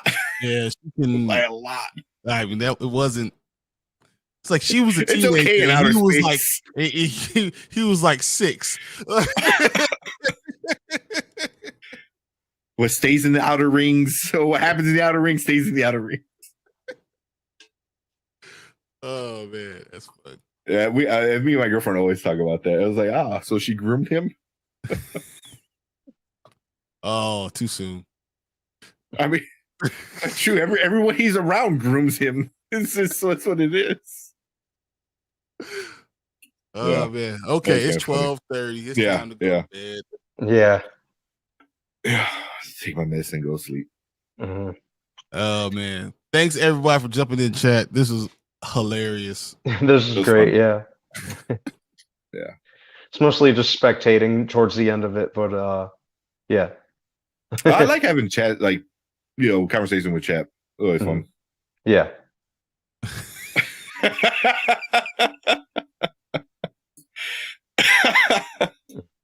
Oh man. Oh, that's good. Yeah, I don't even want to say that out loud. I know, good. but it's so funny. That was good. Oh my god. That's great. Oh man, I'm trying to think of like something else, but I'm brain dead right now, man. Oh man, that's great though. That was good, chill. That was funny. Also, since you're in chat, chill. Your stream today was Yeah, we were talking about so that much earlier. fun, man. Yeah, we were talking about it earlier. It was fun. I came in a little late. I was at work and I was watching it, and I'm like, oh, I see what he's doing, and it was fun. I was That was driving funny. in the car listening, like, oh yeah. Yeah, I think because which was funny because I started watching right before he brought up he got to your video, Brian. And I'm like, Yeah. what are the odds? What are the odds? And I think he was like Planet Fanatics. He Yeah. was doing it. So, and yeah, that was awesome. It was super funny. It was super funny. I was trying to chime in a little bit. I think of what the T stands for in T'Challa. I thought it was kind of funny. So Yeah. good stuff, man. Yeah, that was good. That was funny. Oh, man. All right, guys. Yeah, let's get out of here. It's All right, time. fellas. We're done. Appreciate everybody. Thanks, Chill. Thanks, Zach. Thanks, Perp. Horror Geek, always, you're great. Alyssa, that you jumping in was great. I always have a special place in our heart for you, Alyssa. Always. Oh yeah. We have Martin. I think that's really about it. But all you guys, thanks for for chiming in the chat. Help really do all this stuff. Thanks for getting us up to 600. Next stop 700. So and Derpy, you're always that guy. So can't leave the show without thanking you. Yeah. There you go. Thank you so much. Next stop is 1,000. That's it. We're going straight to 1,000 now. Oh yeah. To the moon. Yeah. Cool. All right, let's get out of here, guys. All right. Appreciate everyone. Thanks, See you guys. guys. Good night. Don't forget to like and subscribe. We out here.